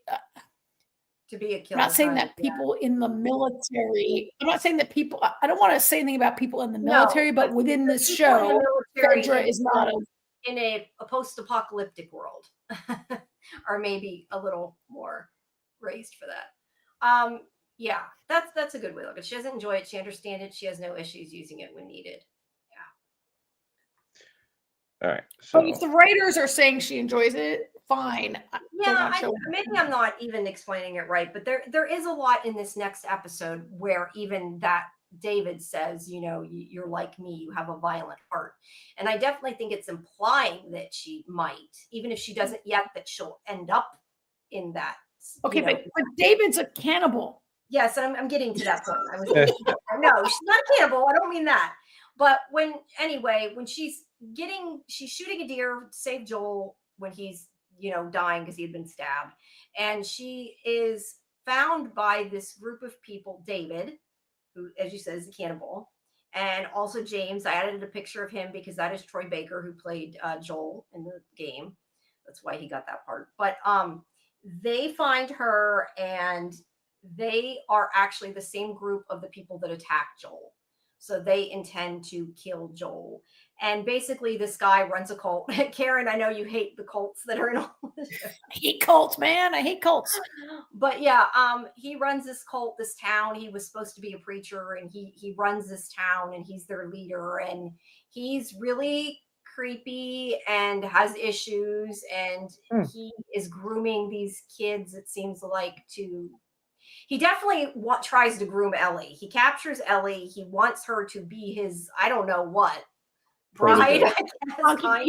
He's very abusive and rapey, right? And he wants her a little bit. He wants her to be his concubine or his kind of, yeah. He's like, and this is where he says, you're like me, you have a violent heart. And basically, he's not going to lie to her. And he's like, I know if I let you out, because he puts her in a cage. He's like, I know if I let you out, you're going to try to kill me. I'm not stupid.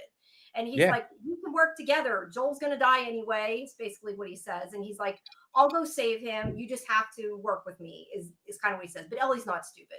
And she sees that there's like a bloody ear on the ground and discovers that they have been eating people. But it's my understanding, I don't think they actually killed anybody. This was like the guy that Joel killed and like some other people that things happened to. And when they ran out of food, they started eating the people and not telling their group. I don't think they were supposed to have murdered them, but it's not 100% clear to me. But I don't think they're supposed to have. How did you guys feel about that? Do you think that they were supposed to have killed anybody? I mean, they may have killed people like, to survive, but I mean, I don't think they killed the people they were eating. They were supposed to be ones that had died. No, I disagree. I don't think that David killed people for food, but I think David killed people who were a threat to his authority. Like early in the episode, there's a little girl and they're like, oh, we'll bury your father in the spring when the ground thaws, but we can't bury him right now. And someone else, they're like, oh, we'll find whoever. And I mean, there's an ear in the cell. He has abused and killed people. I just don't. So I don't think I don't know, AJ, if you might disagree. I don't think he killed people for food. I think he killed people and then was like, oh, might as well eat them. Well, because they were out of food. The point I is agree that with that. Joel's father was the guy that Joel killed, and that's who they were eating in the episode. No, regardless of other people that were killed there before, I don't know, but that's where that guy came from. It was supposed to be. It's a cult. They killed people. Yeah, it's definitely a cult, and they're willing to kill people to eat. But no, but I don't think they're willing to kill people. I mean, willing to kill people, and they're eating. I think they're starving, and I think their leader kills people to maintain authority, and then he reuses them for food to maintain his community. Yeah, that works. Okay. I don't think they kill people to eat, but I could be wrong. I mean, Jamie, the way you phrase it, do you think they're killing people to eat? I don't know. I like I said, I think that he used people that they had bodies and they were eating the bodies, but yes, if he's willing to kill people, yes. Yeah, I like what Jen said. He's probably a serial killer and disguises it as food. He's definitely very off. And like I said, one way to get rid of the evidence. Yeah, he's trying to groom Ellie. He wants Ellie to be his, I don't know, child bride something and rule the town with him because he says she's got a violent heart like him. And that's what I was also alluding to, saying like Ellie enjoys the violence. I don't know if she enjoys it, but she, like Jen said earlier, she definitely doesn't shy away from it. Or maybe it was Ark. It was Ark, sorry. But that she is okay with violence. And I do like in this episode, though, regardless of any of it, that Ellie has to save herself. Joel is not there in time. Ellie does it all on her own. And granted, that's the game. You know, you play as Ellie at this point. And I know that from watching the stuff, not because I've played this part, but you play as Ellie and you have to escape. I really like how she tricks him, that she's like says when he's going to cut her up, you can't eat me, I'm infected. And then what does she do? Does she bite him? She bites him, doesn't she? Bites his finger off, maybe something. And she's like, I infected you. It kind of reminds me of that scene in Walking Dead with, I don't remember his name, but that guy's like, tainted me. That's what it reminds me. Oh yeah.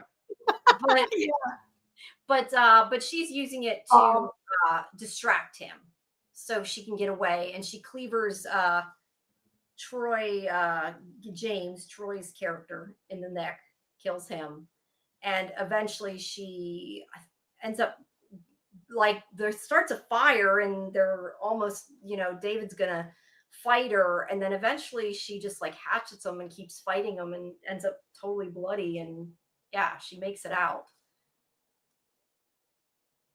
Yeah.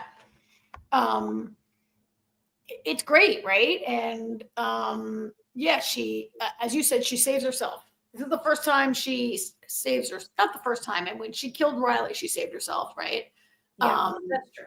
But she saves her. It's much more dangerous and scary, and she saves herself.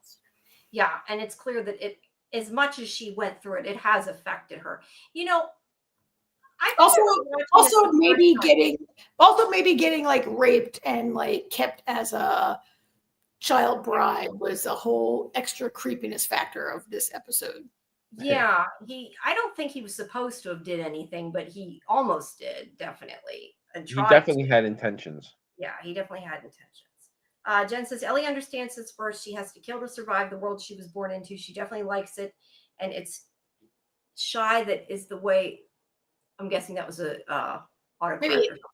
Maybe that's supposed to say it's sad. Maybe that this is the way of life for her. I don't know. But great character arc to see her grow.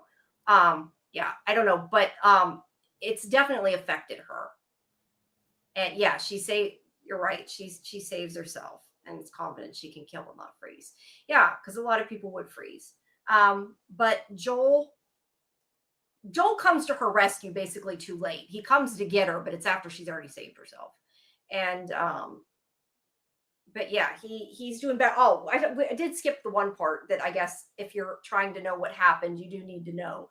She threatened David and James earlier in the episode to make them give her, like, I don't know if it was penicillin, whatever it was, some kind of antibiotic, when she had the gun on them. after shooting the deer, and she injected antibiotic directly in his wound. So he's been like spending the episode getting better enough that he can, somehow walk out and save her. Well, he also, I mean, there were a couple great scenes where those guys come to the house to kill Joel, and he has enough strength to capture and torture the two of them. Like that scene where he's like stabbing the guy in the knee and is like, you tell me where she is, and he's torturing him, and the other guy in the background is like, don't shoot, what are you doing? You're crazy. And, it was kind of awesome. It was very violent. I mean, it actually was less violent than maybe any episode of Daredevil. But it was violent, but I mean, as I watched that, I thought it was like totally acceptable. I'm laughing at Fletch because I think AJ typed that. I didn't. One of you typed that, adapt or die. I didn't type that. I did. AJ. Okay. Yeah. But you're right. It is kind of like Yellowjackets. But so yeah. But it ends up she's safe. Like I said, she saved herself. But so this sets up the finale, which in this episode we get, let me find the picture here. I put a picture of Anna here. Anna. This is Ellie's mother. Like I said, she played Ellie in the game. So flashback. And we see the flashback where she is bitten when she's having the baby, and she does kill the infected, but she's been bit, and she somehow delivers. I guess that is possible. I didn't know you could deliver your own baby, but I've been told by my mother that's possible because I asked her, like, can you actually do that? I guess some people have, but so she delivers the baby. It just seemed kind of a very simple delivery to me. I don't know. You broke up on me. You broke up. You asked your mother what? When she delivers her own baby. I didn't know you could deliver your own baby, but I thought that scene, I don't know, to me it was almost like Ellie just kind of fell out of her the way they did it. I know that's not the way it was, but I don't know. It seemed a little too easy. I mean, I think we do that all over the world. They probably for centuries, deliver by themselves, but it did seem kind of easy. She delivers Ellie. Marlene finds her. And wait, can I interrupt you? Yeah. Is this in the game? Is this flashback in the game, or is this added? I don't think this is in the game at all. I could be wrong, but I don't think it is. I think they added it. That was my understanding. I mean, that's why Ellie survived, but I don't think it's in the game. For me, as a television viewer, I would be comfortable. Oh, Fletch says no, it's not in the game. As a television viewer, I would be comfortable not knowing why she's immune. Could she just be immune and it's like a medical mystery? Could she just, the show is predicated on the idea of a fungus mutating. Maybe she has. Okay, it's interesting episode. I don't dislike this episode. I don't mind them adding it. I didn't have to have this added. No, but I think it's an important part of the story of the game of why she's. I mean, you're right. You don't need it, but I'm saying it is a part of the idea of how she's immune is a part of the story, not the actual birth. But it was also a way they could bring in Ashley Johnson, and I think that's part of why they did it. But anyway, Marlene finds her. She takes the baby from her. She agrees that she'll take care of Ellie, and she finally agrees to kill Ellie's mother because she's been bit. Although she struggles with it, she does. And then Joel and Ellie are still on their way. Now, during this, we don't have to go into detail. But, why won't that go away? Okay, go ahead. I don't know.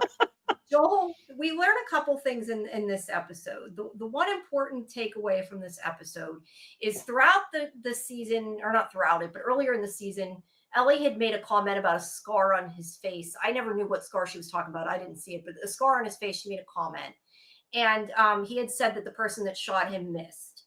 And you find out in this episode, he reveals that he missed. He shot himself. He tried to kill himself after Sarah died. And he said that, all these, whatever it is, 20 plus years, he was never able to heal. And that, because he says something like it wasn't time that healed him, meaning that it was Ellie that healed him, having her there, that she's made him a different person. And I don't know that he's moved on completely, but it's definitely helped him. And that's a very important part of it there. And then the other part, I think this is the episode with the giraffe, where they Yeah. find a giraffe, and this is, I Well, it guess, has to be the episode with the giraffe because it's the finale. okay, yeah. There's no other Um, episode it could be. I did not know it was a real giraffe, so that's interesting. But yeah, they find like a place where there's a bunch of giraffes walking around. Not that anybody really needs to know that, but it's a cute scene. And they kind of bond there. And then they end up going to I don't know, this is from that episode. I put that picture in because it's a really good picture. But they go to the place where the fireflies are, that supposedly they can take Ellie and use her blood or whatever it was that they insinuated, they never really said, to save the human race. But Joel takes her in, and I can't remember why he's not in with her when she goes in. I think he was passed out or something, or maybe I know, they gassed him when they got there because they wanted to make sure they didn't cause trouble. And he finds out from Marlene that they have no intention of taking her blood, that the cordyceps are actually in your brain or brain stem, one of the two, and that the only way they can use her to create the cure is to take it out of her brain.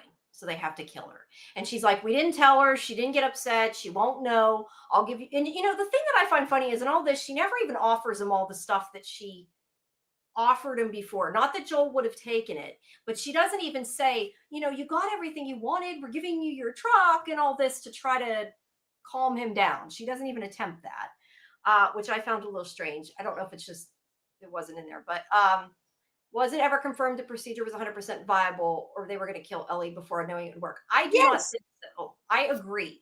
I kept thinking through this whole thing, why not take her blood first? To begin with, if you kill her, she only has so much blood, right? When you take somebody's blood, you keep, like, I don't know, creating more blood. I don't know how else to say that, but you can't. But the blood wasn't enough. Right. So But why that's not how I experiment felt. with her blood first? yeah, no, that's what I'm saying. It's not confirmed. It can't be confirmed until they try it because they have no idea. Right. But Yes. I don't understand not experimenting with her blood. So I agree, but not only her blood, but so try her blood. I mean, try everything, but also they believe it's in the brain, but they don't try spinal fluid. They don't try like cerebral like you could take a little biopsy maybe of the brain and not like kill her and chop off her head. Like they go straight to the nuclear option, right? Yes. They don't try like any less invasive methods. I mean, sure, I guess if they'd be like, oh, guess what? It's not working. We're gonna chop your head. Like I guess. Yeah, I guess the idea is if they try that first and it doesn't work, then they kind of have to tell her they're going to do something else. But right? I mean, this is the whole. I do think that part's a little weak, and I think that they could have tried things. But the that in the game, guys. Yeah, this is the whole ending of the game. There she's in surgery.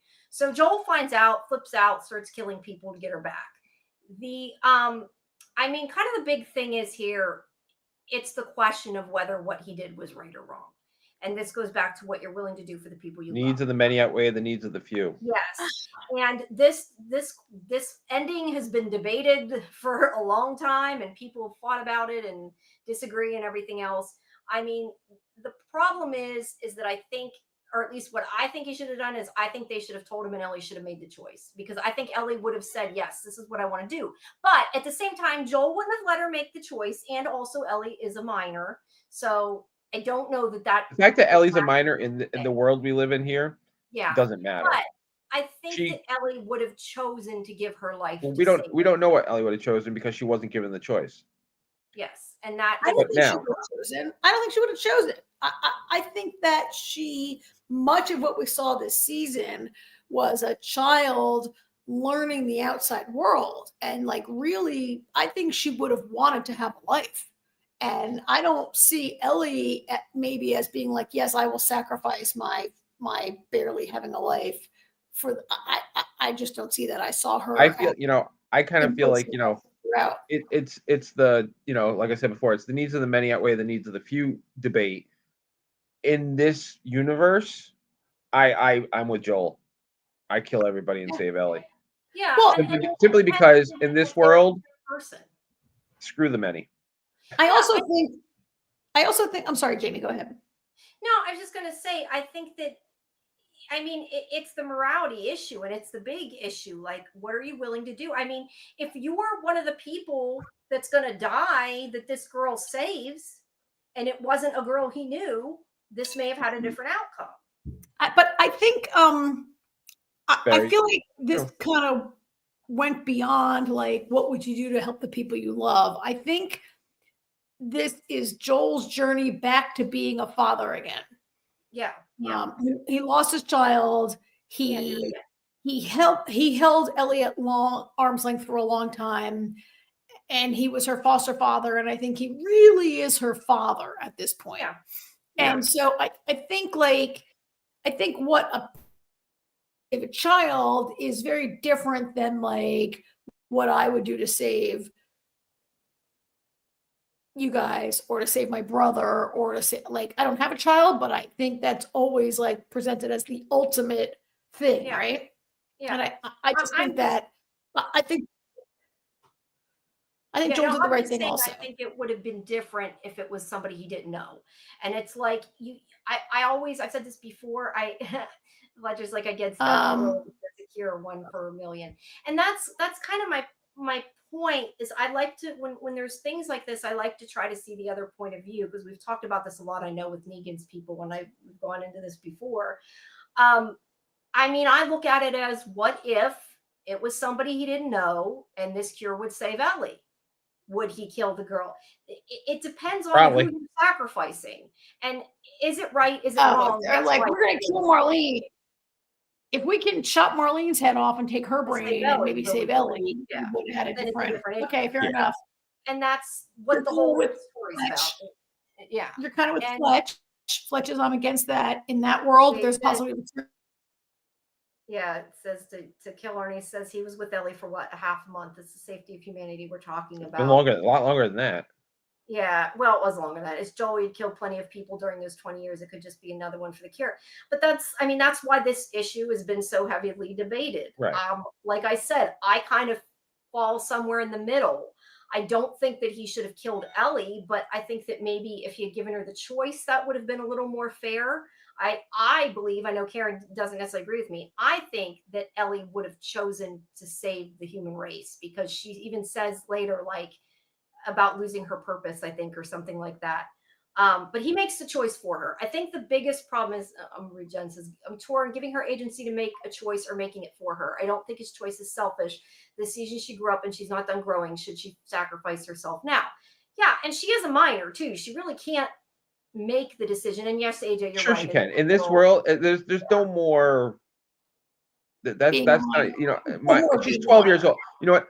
Being a minor or not, 14. All right, she's 14. She has a mind of her own. It's not like she's like 3. You know what I mean? She's 14 years old.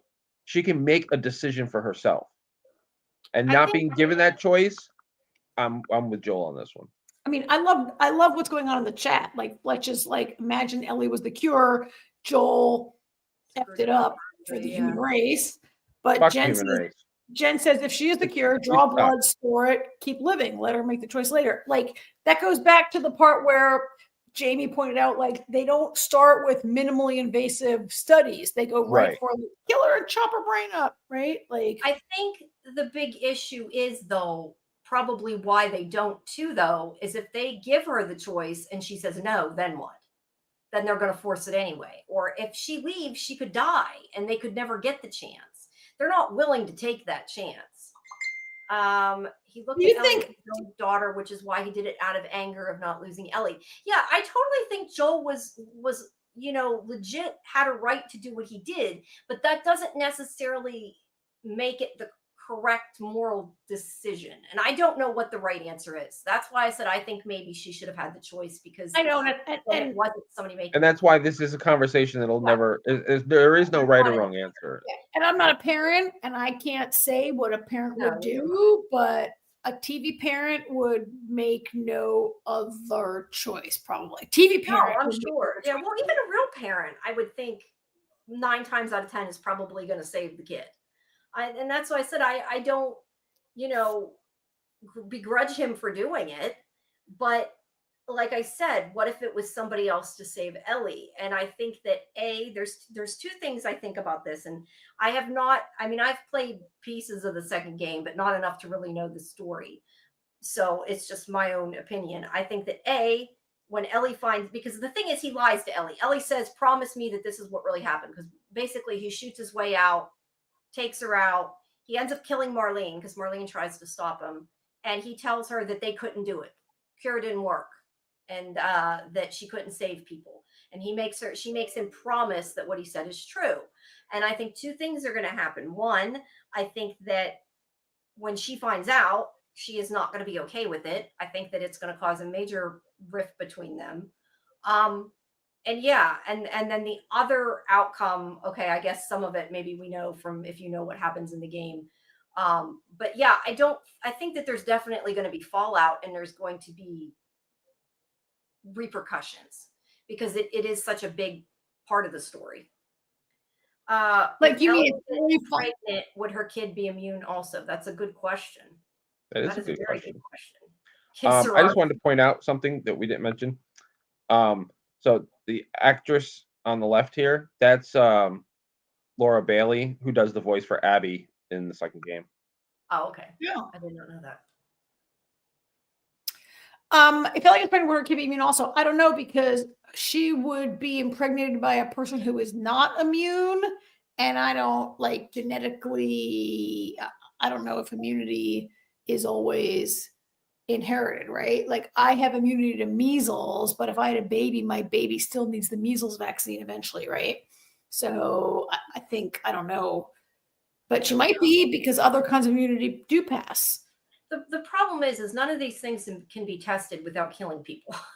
Because I was thinking too, like, they technically could breed a whole nother generation of people that are immune by women getting pregnant and letting themselves sacrifice themselves to save the kids. I mean, they technically could, but nobody's going to do that. Well, but if it doesn't pass to the next generation, then it has limited utility. Yeah, and there's no way to know it without putting people in risk. Was it in their stem cells? No, Jen, it was in her brain. That was the point. I think it was in her brain stem, maybe, but it was essentially in her because brain. cordyceps immediately goes right to your brain. Yeah.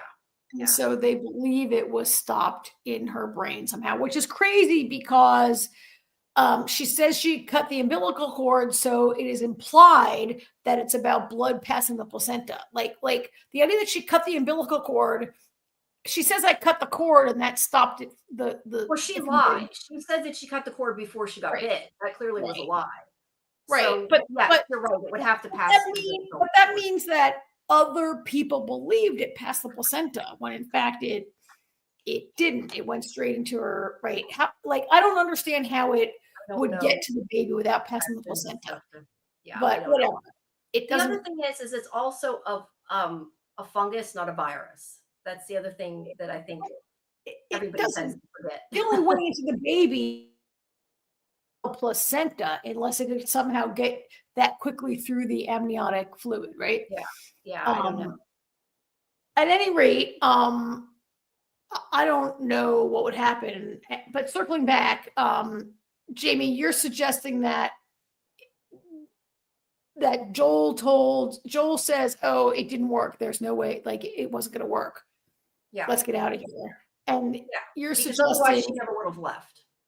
So you'd like to see in season 2 Ellie find out that maybe she could have helped somehow.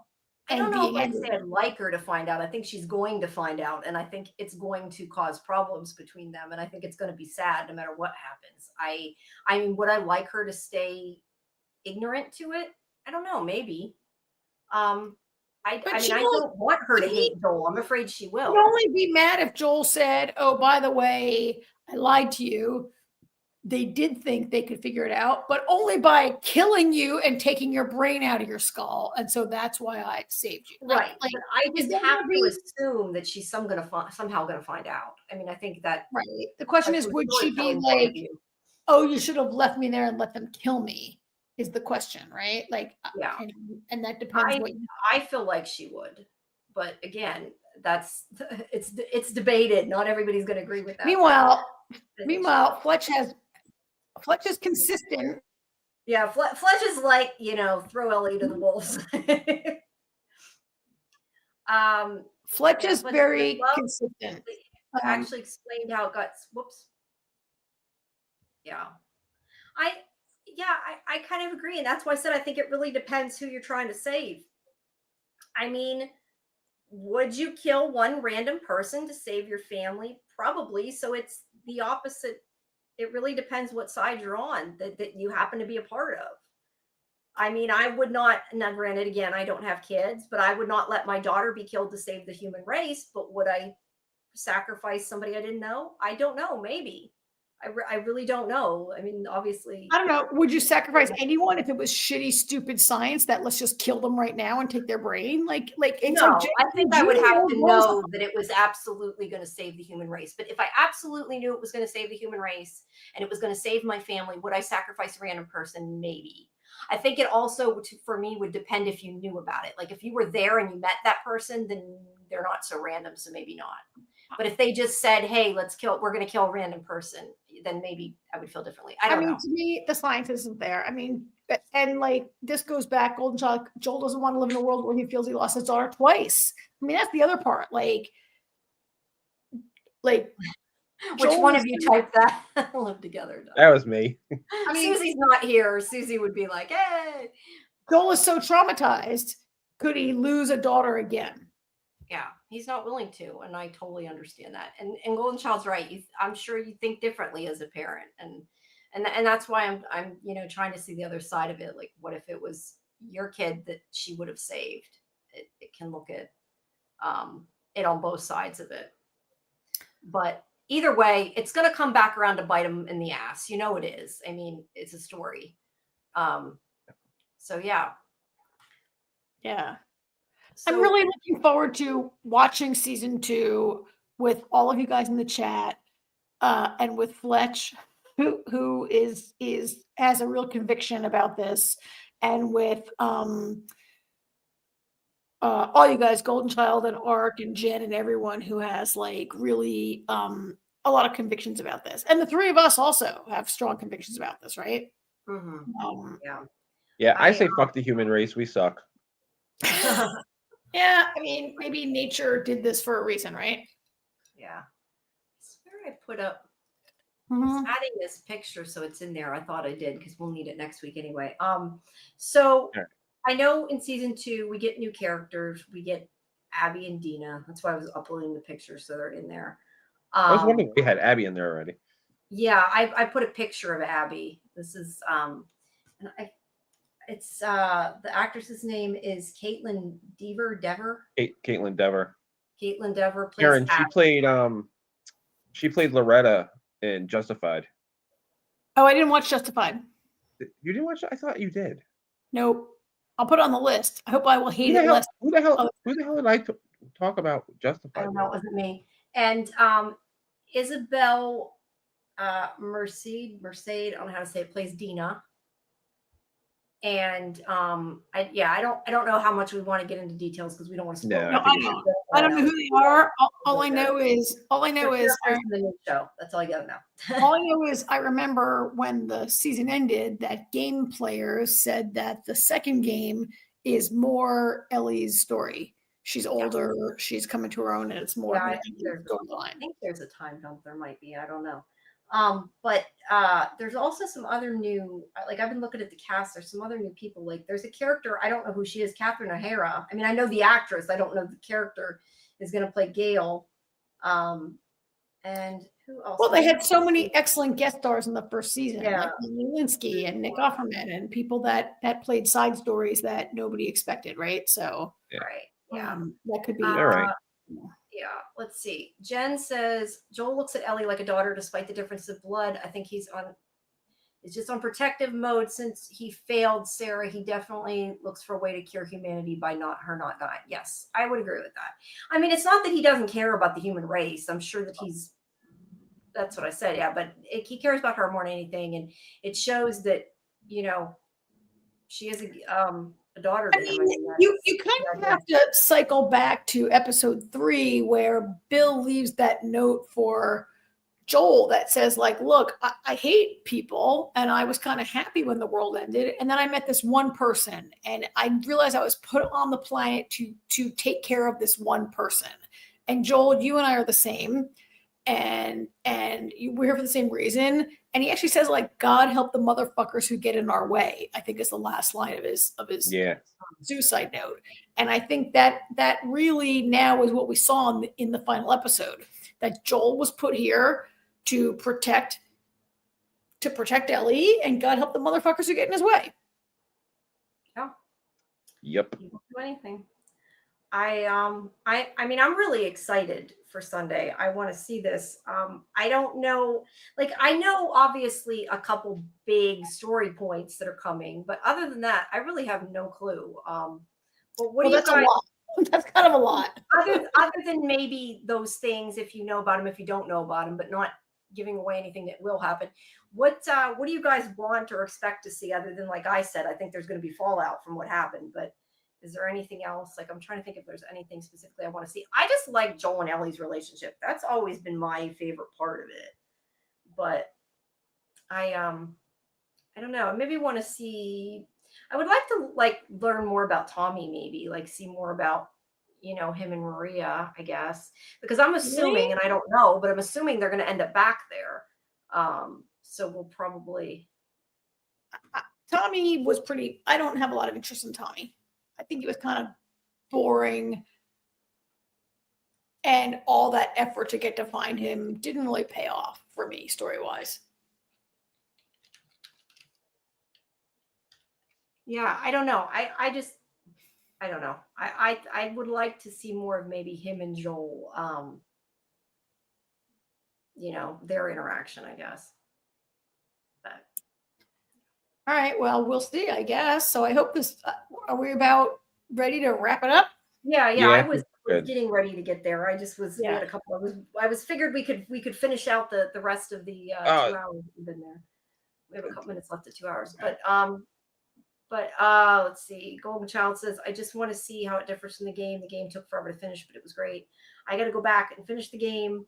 I need to beat the damn bloater and take time to do it. And yeah, that's what I want to do. So they're splitting the second game into 2 seasons.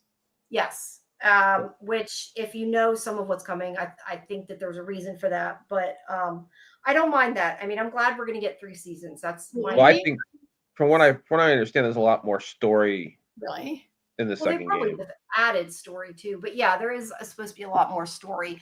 But I mean, I'm glad we're at least getting 3 seasons. I would hate that it would end after 3 seasons. I mean, I want it to be good. I don't want it to be 3 seasons sacrificing the story, but if they can do 3 good seasons, I'd like to get 3 good seasons. I don't know. Like, I'm worried that it's going to be like these.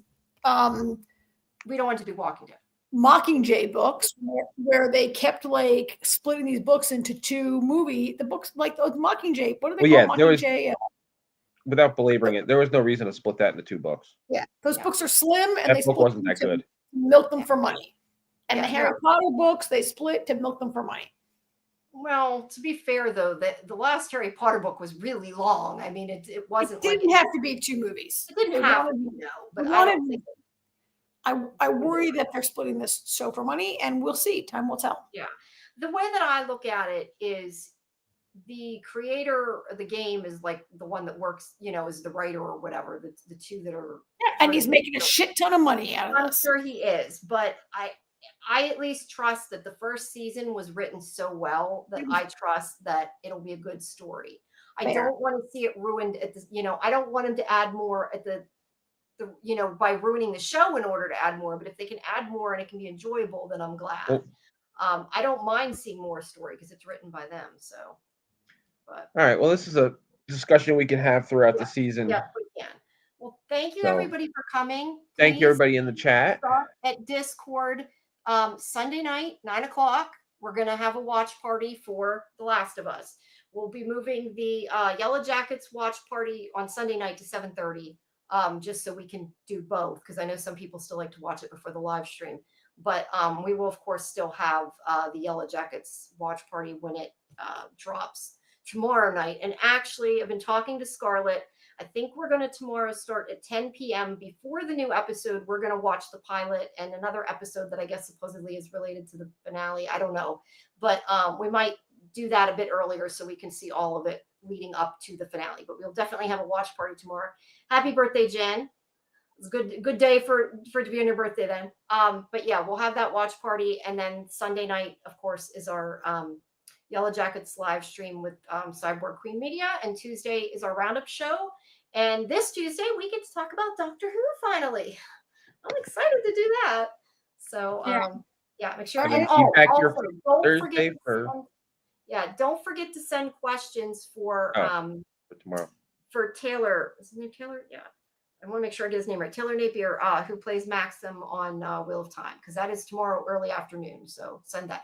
But yes, we will be back next Thursday at 8 o'clock, not Wednesday, Thursday at 8 o'clock p.m. Eastern to talk about the premiere of The Last of Us. And we'll be continuing every Thursday at 8. So yeah. All right. Cool. All right. Guys, well, everybody have a great night, and I will hopefully see a lot of you tomorrow at the watch party. All right. Good night. And soon Good night, everyone. Charlotte and I will be having our show Thursday night. Next Thursday, we're planning on covering Towards Zero, the Agatha Christie show. So people can come back. All right. See everybody later. Good night.